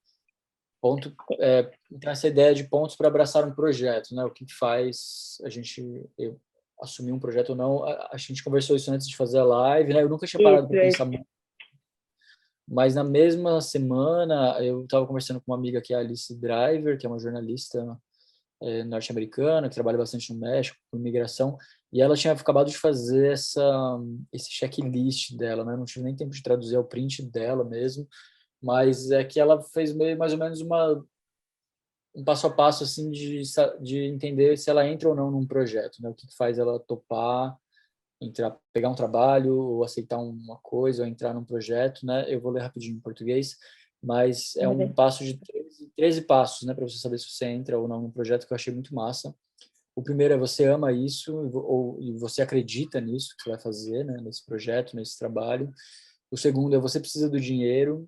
O terceiro, você quer isso, né? Isso é interessante para você. O quarto, o que você acha das pessoas, né, que estão envolvidas nesse projeto? O que você sente sobre elas? O quinto, é, é viável logisticamente fazer esse projeto, né? Ele é factível, né? 6, isso amplia, né, aprofunda os meus interesses criativos, né? Isso me faz ir além de alguma maneira, né? Nessa questão criativa. 7, o contrato é justo, né? Você vai estar sendo remunerado de acordo, você vai estar cedendo seus direitos ou não, né? Questões importantes também contratuais, jurídicas. A divisão do trabalho é justa. 8. 9. Eu tenho energia para fazer esse projeto? Isso é uma pergunta muito importante, porque às vezes a gente tem todos Com os elementos certeza. para fazer, mas a gente não tem energia, principalmente em tempos de pandemia, né? Uhum. Esse trabalho honra a minha integridade profissional, né? E a gente estava conversando esses dias, eu e a Alice também, e ela fala muito que isso depende muito das pessoas que estão no projeto também, né? Então, você fazer essa avaliação das pessoas, né, diz muito sobre a integridade do projeto também, né? Apesar, mesmo que ele tenha uma boa intenção, né? Existem alguns limites envolvidos, né? As pessoas envolvidas colocam algum tipo de limite. Se existe drama, no sentido negativo, né? Do fluxo de trabalho, né? A galera manda muito e-mail, dia e noite, refazem seu trabalho, né? Então, se é complexo o ambiente de trabalho. E, e o último é que você, né, eu devo definir esses limites, esses termos, né? E a forma como esse trabalho deve ser feito, né? Se isso é uma Sim. possibilidade nesse trampo. Mas, enfim, eu achei Eu, isso muito eu legal. acho que muito, Pode muito dizer. legal. Eu acho que até o 6 faz todo sentido para essa conversa que a gente está tendo agora, né? Porque até o 6 é tipo para qualquer pessoa que seja apaixonada por um assunto, que a rodeie, quer dizer, que ela tenha acesso a pessoas, ou enfim, ao tema que for. E aí, todas essas histórias, né? Ser apaixonado por isso, a gente falou bastante dessa dessa vontade, né? Se você gosta muito de um assunto, quer muito que o mundo veja isso, que a sociedade veja isso, que você acha que é relevante, vai e faça, né? Eventualmente aquilo vai ser mesmo visto por bastante gente, vai ser mesmo relevante para alguém. No máximo também você pode, tipo, muito bem fazer a sua série e montar e botar nas suas redes sociais que seja, ou enfim, revelar e montar uma instalação do bairro, né? Que seja, isso também já é massa, já é importante. Aí eu acho que a partir do 6 seria mais para quem vai se profissionalizar nisso, ou eventualmente você tem algum material que por acaso acabou viralizando, e aí, claro, esses outros termos fariam sentido, né? Porque daí se trataria de trabalho remunerado, enfim, alguém Uhum. contratando o seu vídeo, a sua foto ou a sua série de fotos, enfim.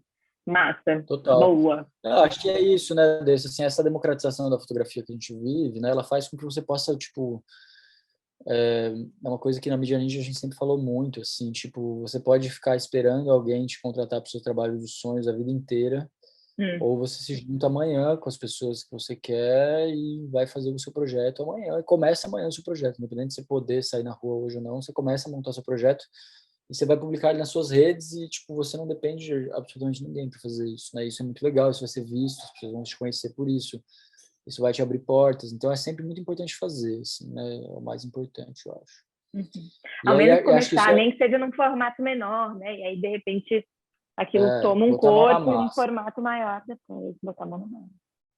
isso é fundamental, assim. Que a galera Mas, chama de civirologia, né? Tipo, se virou hoje, sim. faz, faz primeiro, pensa Sim, depois, assim. exato. Vamos Vamos lá? Vamos Bom, eu lá. trouxe uma história para mostrar, alguns títulos estão em inglês ainda, porque isso foi adaptado, mas essa aqui é um pouco da história dos Tranquilo. Guaranis aqui do Jaraguá, em São Paulo, né? E é Já uma falamos história sobre isso, eu adoro essa história. Que bom compartilhar com a galera, com quem for ma- assistir. Manda ver. é uma história sobre uma comunidade indígena, né?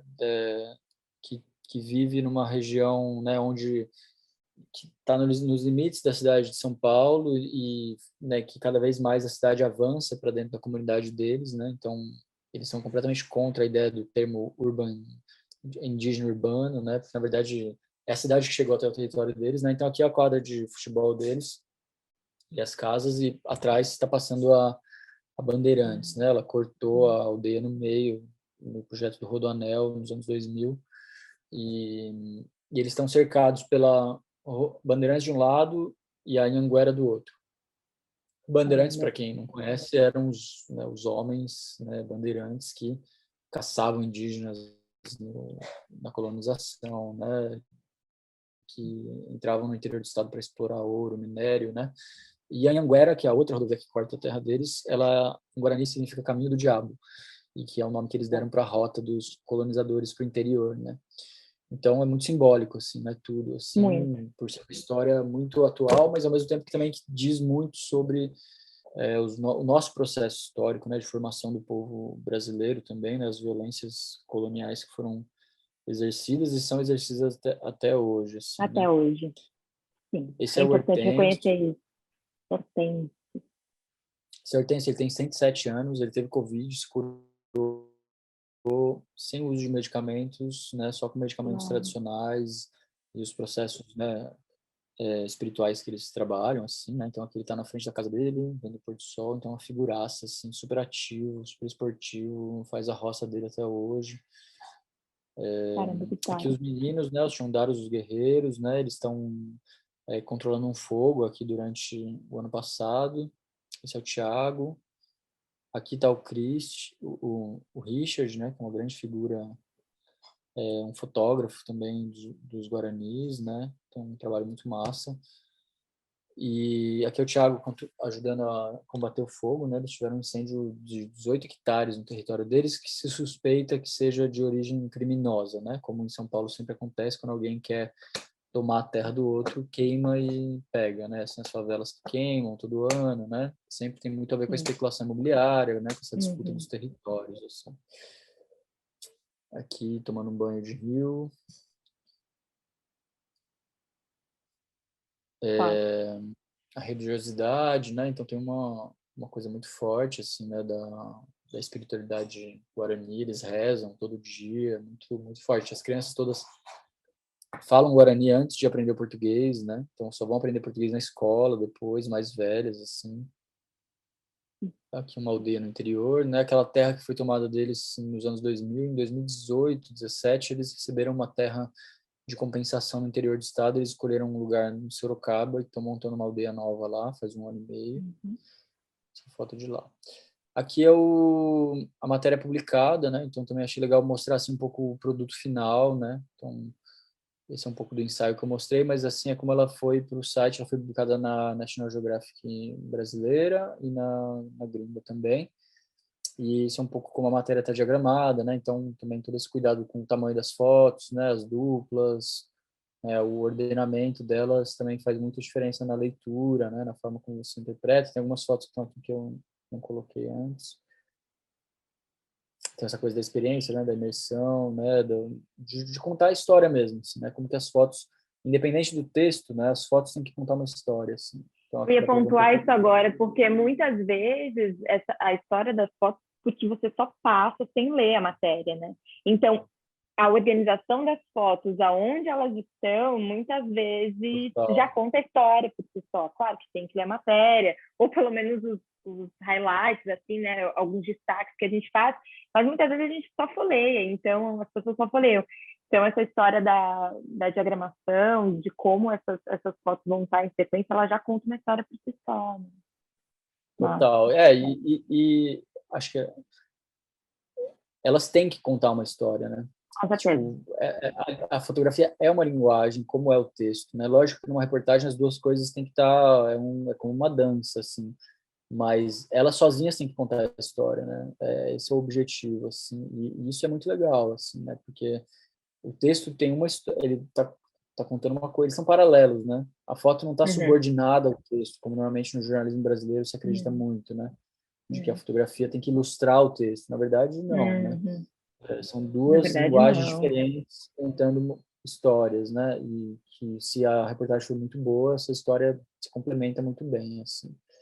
Eu acho isso muito Fato. Eu, legal, eu né? pessoalmente acho que algumas fotos elas nem precisam de complemento em palavras, assim, honestamente, algumas fotos para mim falam muito, é muito impressionante para mim, é fundamental, Sim. assim, eu acho que Tem algumas fotos aquela têm um história de que impacto muito grande.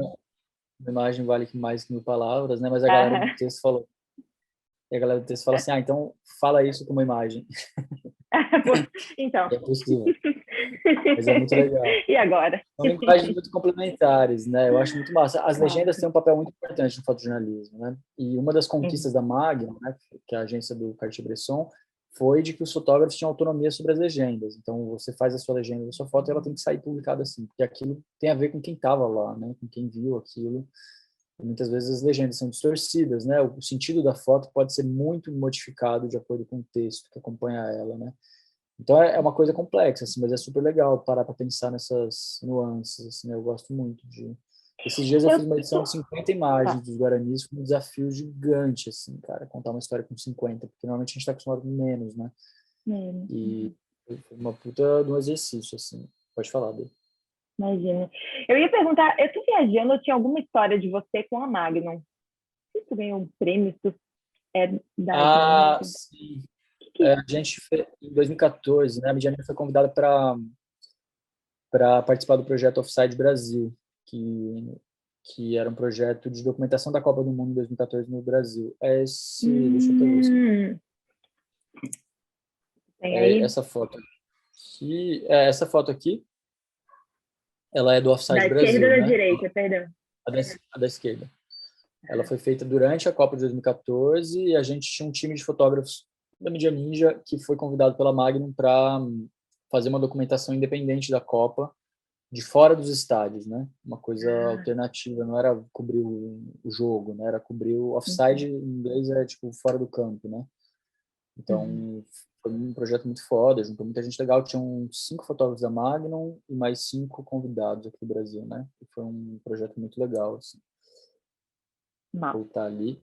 Ainda nos Guaranis, Bora. aqui nessa cena, tá eu e a Carol aqui, que é minha grande parceira, que edita as fotos comigo, né?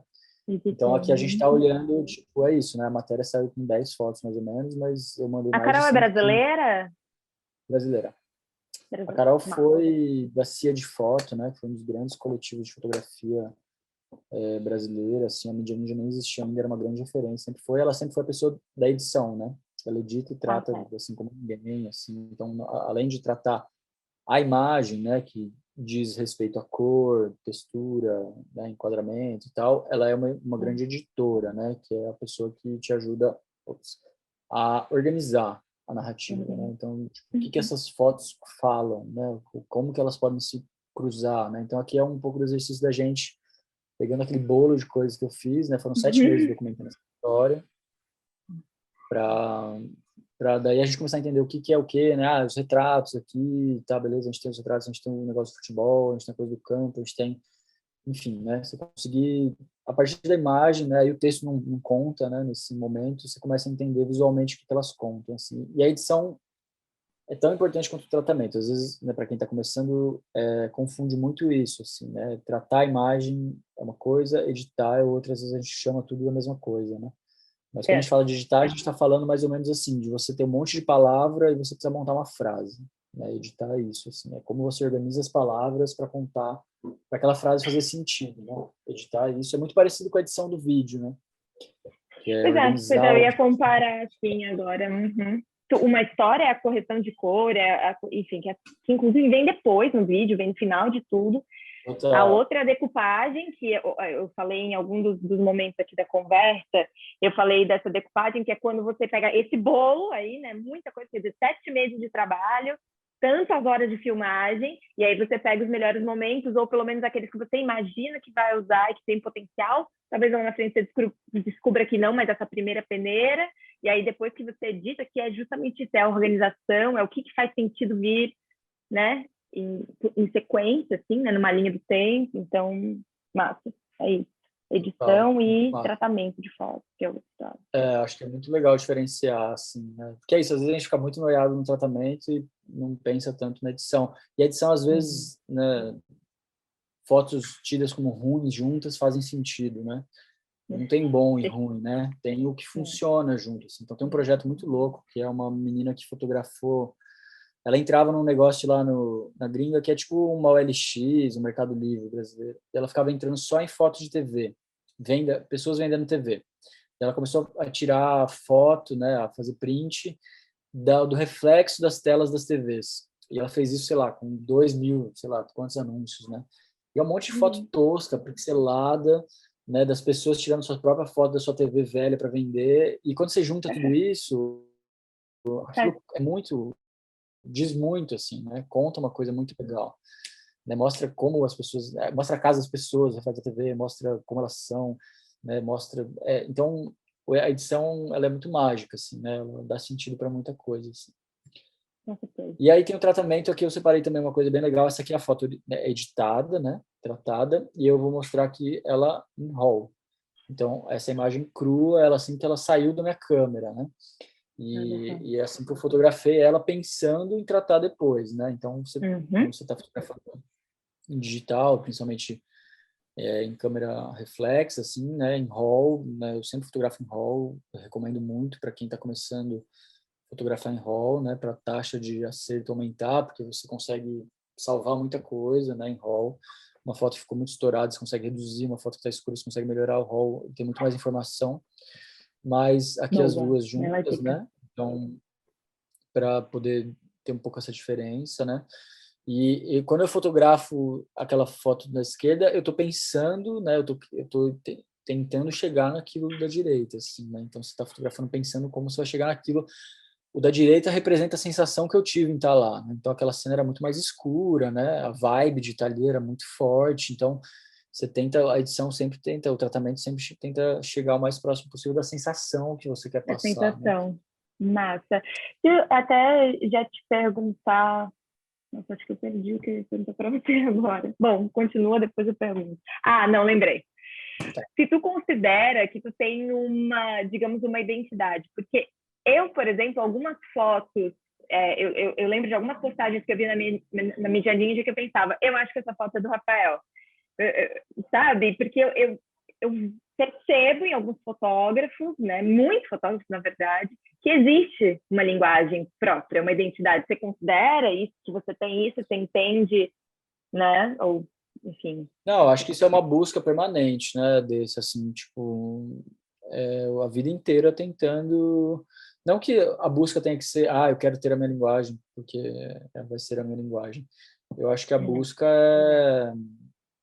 é mais no sentido de que você vai criando, né, uma unidade a partir da sua prática, assim, né? Então você tem referências, você sempre olha essas referências, você gosta de uma coisa ou de outra, você vai tentando sempre se aproximar daquilo que você acredita, né? E isso acaba trazendo às vezes uma linguagem que fica reconhecível, né? O que é muito legal, assim. Eu acho que é sempre um êxito quando alguém está fotografando consegue chegar num ponto que as pessoas veem a foto e falam, putz, acho que eu sei de quem que é essa foto sem ter o nome da pessoa, né?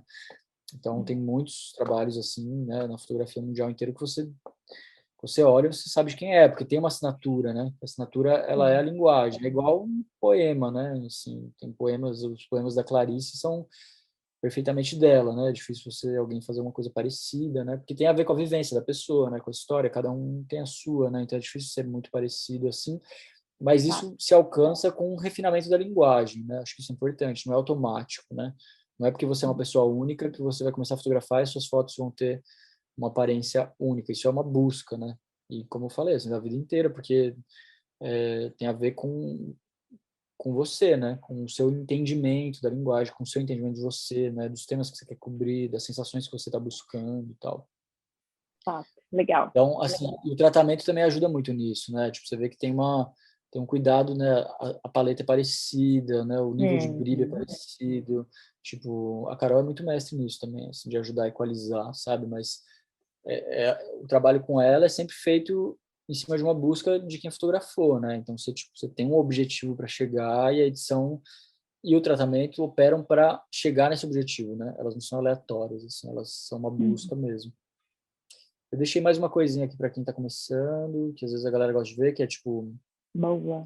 ISO, né? A sensibilidade que eu usei nessa foto, qual lente estou usando, qual abertura e qual velocidade, né? E também o historiograma, que é uma ferramenta muito legal para quem está começando a começar a observar mais, que é esse gráfico que toda câmera digital praticamente te dá, que mostra como está distribuída a informação na sua foto, né? Então esse historiograma aqui ele é o historiograma da foto da esquerda, no caso, né? Não é da foto editada. E ele mostra que a gente tem muito mais informação nas baixas luzes que estão na esquerda, né? O historiograma é um gráfico bem básico assim, que você tem na esquerda as luzes altas, na direita as luzes na esquerda as luzes baixas, né, o escuro, e na direita as luzes altas, né? Então aqui eu fotografei pegando muita informação das luzes baixas, mas sem deixar estourar, né? Então na direita, o que eu tenho de branco não está estourado, né? Se ele tivesse estourado, ele ia estar lá em cima, contando o gráfico. Uhum. Então, isso é prática também, mas você sempre olhar, entender a informação que você tem, porque no RAW isso vai fazer muita diferença na edição e no tratamento depois, né? No que você vai ter de produto final, assim. E aí eu usei o ISO 500, que é um ISO baixo, a lente que eu uso é uma 35 fixa, hoje praticamente 80% do que eu faço é com uma 35 fixa, que é uma lente que não tem zoom, né? Ela é uma lente normal, que a gente chama, que é uma das mais parecidas com a sensação do olho humano, né? Não é nem grande angular, que mostra muita coisa, nem uma tele que mostra só um pedacinho. Então, a 35 ela emula muito essa sensação do olho humano, né? Da visão humana. E a abertura 6.3, que é uma abertura bem fechada, para ter tudo muito nítido, né? Então, eu não queria que a casa tivesse focada e o cachorro borrado, nem o cachorro focado e tudo borrado. Então, por isso, uma abertura bem fechada. E para conseguir dar conta disso, manter um ISO baixo e uma abertura fechada, uma velocidade bem grande, né? Assim, quase no limite de começar a borrar, assim, né? Se a gente descesse um pouco mais. Mas são curiosidades técnicas. Eu não sei se você quer comentar, perguntar alguma coisa desse. Não, manda ver. Na verdade, eu foquei bastante em quem vai sair fotografando com celular primeiro, e aí eu passei um pouco por essa história das lentes Legal. tele, normal e grande angular, porque alguns celulares têm esse recurso, e aí, mas eu não entrei em pormenores, então que massa que se trouxe isso, porque a verdade é que todo mundo fica curioso, né? E eu falei para quem tiver um equipamento melhor, uma câmera semi-profissional, por exemplo, para continuar Uhum. estudando, se aprofundar mais, porque tem, enfim, né, E cursos, toda câmera... tutoriais e afins dedicados a isso. Mas que massa a gente só dar essa pincelada importante. Não, e todo celular tem isso também, assim. Quem quiser ir Pois pro é, você modo tinha manual, comentado de apps, que daí é, você consegue usar algumas coisas no modo manual. Você lembra de algum no vários modo manual? apps. O principal é o Lightroom. Ele é gratuito para Ah, baixar e tá. ele tem uma câmera integrada. Essa câmera Ele tem uma fotografa em câmera. RAW, por exemplo. É. Ela Nunca fotografa em mexi. RAW dos iPhones, eu acho que nos Androids, na maior parte deles também. Ela te permite, no Lightroom, você pode selecionar a abertura, a velocidade, o ISO, tudo isso aqui, né? Só aí a lente Legal. depende do seu celular ter mais de uma lente ou não. Mas você consegue ter Certo. todos os controles. Inclusive, eu acho que o historiograma também dá para ver. Não sei se em tempo real, mas dá para ver também. Então, o celular tem tudo isso, é porque ele é ocultado da gente, né? Ele, para facilitar, ele sempre vem com umas coisas bem Sim, automáticas, bem apanhado. mas você também consegue configurar. Então, quem quer mergulhar mesmo, né? Eu acho que é super legal. Assim, tudo que você Com aprende fazendo no celular, certeza. depois vai ser super útil com uma câmera também. Bela dica. Bora. Vamos. Então, para concluir, Produção. eu espero... É aí que uma galera para, né? Quando você começa a ver o tamanho, né? Quer dizer, É, vários aspectos que você precisa correr atrás, às vezes antes de começar um projeto, não para, continua. Vamos lá, dicas do Rafa. eu acho que, assim, para quem está começando, cara, o importante é começar, sabe? É ir para a Pois é. rua e fazer. Assim, isso é o fundamental. E toda produção Vai, faz. passa por isso, assim. Eu vou mostrar uma ferramenta de produção que eu acho muito massa, eu já vou falar um pouquinho sobre ela, mas que você pode fazer em qualquer lugar, num documento do Google, no papel, no seu caderno, né? O importante é que você organize, isso já falando de projeto, né? Acho que isso se aproxima muito do que é fazer um filme. Quando a gente pensa projeto de fotografia documental, às vezes a galera não vê a fotografia com esse nível de desenvolvimento, né? Porque normalmente ela é uma coisa mais Uhum. rápida, um ensaio, né? Que você vai lá e faz um ensaio de alguém. Mas quando você está falando de um projeto de documentar, né, de documentação de fotografia, seja ele curto, seja ele longo, né, de longa duração, os Guaranis eu fotografei por 7 meses, mas é um projeto que eu quero continuar fazendo. Eu quero passar, sei lá, 5 anos indo lá e ajudando a contar essa história. Então, isso exige que você organize as ideias, os conceitos, né, que você, inclusive porque você vai precisar financiar isso, vai precisar de alguém que apoie. Então, ter isso organizado facilita muito, tanto na sua cabeça, Uhum. né, que história é essa que eu vou contar, quanto também para conseguir Uhum. apoio, né? E o apoio não necessariamente precisa ser de grana, né? Às vezes o apoio mais importante que você tem é de uma organização. Você quer contar a história, sei lá, você pira que a história da Cracolândia é mal contada, que ninguém mostra o que está acontecendo na Cracolândia de um outro jeito. Você pode ir lá sozinho na louca, tentar conhecer a galera e fazer isso, ou você pode fazer uma coisa que é muito mais inteligente, que é entender quem já faz trabalhos lá, né? Conversar com as pessoas, oferecer esse serviço em troca, né? Para potencializar essas organizações que já fazem trabalhos sérios e ao mesmo tempo, a partir daí poder ter acesso, né, a documentar, né, e poder fazer um trabalho que esteja dentro de um contexto, né, e de uma lógica também que respeita aquela realidade a partir de quem já trabalha lá, assim. Então, o, o que é uma ideia que é muito legal é fazer mapa mental, né? Tem vários programinhas super simples aí por aí, mas basicamente é pegar um papel e começar a anotar as ideias e fazer setas entre elas, entendendo a ligação entre as coisas, né? Então, o mapa mental ajuda muito, né, para fazer uma pauta, para fazer um projeto, para fazer uma história e organizar suas referências visuais, né? Você vai começar a fotografar uma coisa, pesquisa referências sobre esse tema, vê o que já foi feito, principalmente em jornalismo, né? Ah, putz, tive uma ideia genial. Você já botou no Google essa ideia genial e viu quem já fez ela e como já fez? Provavelmente alguém já fez, em algum jeito, né? Ou a forma, o ângulo que você vai fazer ela é que é o mais importante, né? Então, você gosta muito de um site, você quer apresentar esse site, se você não tiver visto que eles já fizeram essa matéria semana passada, você vai ser tirado de trouxa, né? Porque você está propondo uma coisa que a galera acabou de fazer, né? Ou fez ano passado. Então, ter esse cuidado de saber o que já foi feito, de pegar as melhores referências, de olhar, né? De separar onde você quer chegar com isso em termos de imagem. Enfim, prestação de contas, essas coisas já são para projetos mais complexos, mas eu acho que tudo isso é muito válido, assim, né? Então, ata, eu sou muito sistematizado, assim, também isso vem muito dessa escola da produção cultural, né? De organizar festival, assim, mas, tipo, putz, vai fazer ata com uma organização, com uma pessoa, você anota tudo, cara, anota tudo, porque daqui a 6 meses, às vezes, você vai tentar lembrar uma coisa daí e você não vai ter, sabe? Então, isso é muito legal, assim, referências de projetos, links, né? E isso é um projeto meu, né? Que é um projeto de documentação da pandemia, de uma possível nova pandemia que vai surgir no Brasil, né? Um projeto que eu estou fazendo com a National Geographic hoje. Ele deve ser publicado nas próximas semanas aqui no Brasil e na gringa começar a ser publicado no mês que vem, eu acho. Eu não sei quando Ansiosa esse para vídeo vai ver. lançar também, mas a gente está Uau. falando de abril de 2020, né? E ainda. É. Eu não sei quando que isso vai para o ar, mas enfim, é um projeto e isso aqui é mais ou menos a organização dele hoje, né? E ele está dentro de uma organização mais ampla minha dentro dessa mesma plataforma, que é todas as minhas pautas são organizadas dessa forma, né? Então eu organizo ela entre bancos de ideias, eu gostaria de fazer um dia, que eu tive uma ideia hoje, putz, eu não vou nunca conseguir começar a fazer ela agora, anota e guarda, sabe? As pautas que eu estou fazendo em desenvolvimento e as que eu já publiquei, né? Então, eu organizo basicamente nesses três, num Kanban, né? Que você pode usar o Trello, você pode usar várias coisas. Eu uso o Notion, já vou falar um pouco dele.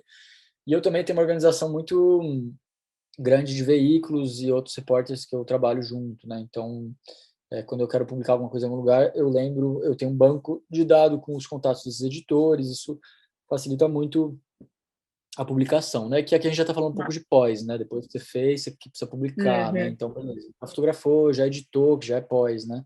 E você quer publicar, onde você vai publicar, como você vai publicar, tudo isso ainda é uma parte fundamental do trabalho, né? E tudo isso eu faço no Notion, ele é um aplicativo muito massa, super fácil de usar e ele integra vários recursos do Trello, do Slack, e eu acho ele muito, muito genial. Tem vários padrões para você usar, né? Como referências de modelos de organização, assim, para vários tipos de profissional. Eu acho muito massa. E aí o que eu ia mostrar é isso. A gente pode conversar mais um pouco agora, eu acho, desse, mas quem quiser me seguir no Instagram lá, Pira Vilela, também estou super aberto a conversar mais para frente, né? Para a gente trocar mais ideia, estou à disposição. E acho que é isso. É super isso, Rafa. Muito obrigada mesmo. Várias coisas pelas quais você passou foram bem importantes para preencher algumas lacunas das coisas da pesquisa que eu já tinha feito, das coisas que eu tinha falado. Outras foi bom para corroborar e ratificar algumas coisas que são importantes mesmo no fluxo desse pensar essa fotografia que tem enfim, algum tipo de mensagem, história para contar. Então, graças e que massa. Valeu. Vamos que vamos. Tamo junto. Valeu, obrigado pelo convite. Com certeza. Espero que essas informações que eu trouxe, esse papo, eles despertem em vocês algo, né? A vontade de sair por aí fotografando que seja e sempre com muita segurança, seguindo os protocolos. Estamos numa pandemia, claro, por favor, tenham isso em mente, mas tenham em mente que vocês podem, vocês devem e o mundo precisa de cada vez mais pessoas sensíveis que que vivam uma realidade para poder falar dela com autoridade, com propriedade. Muito obrigada, né?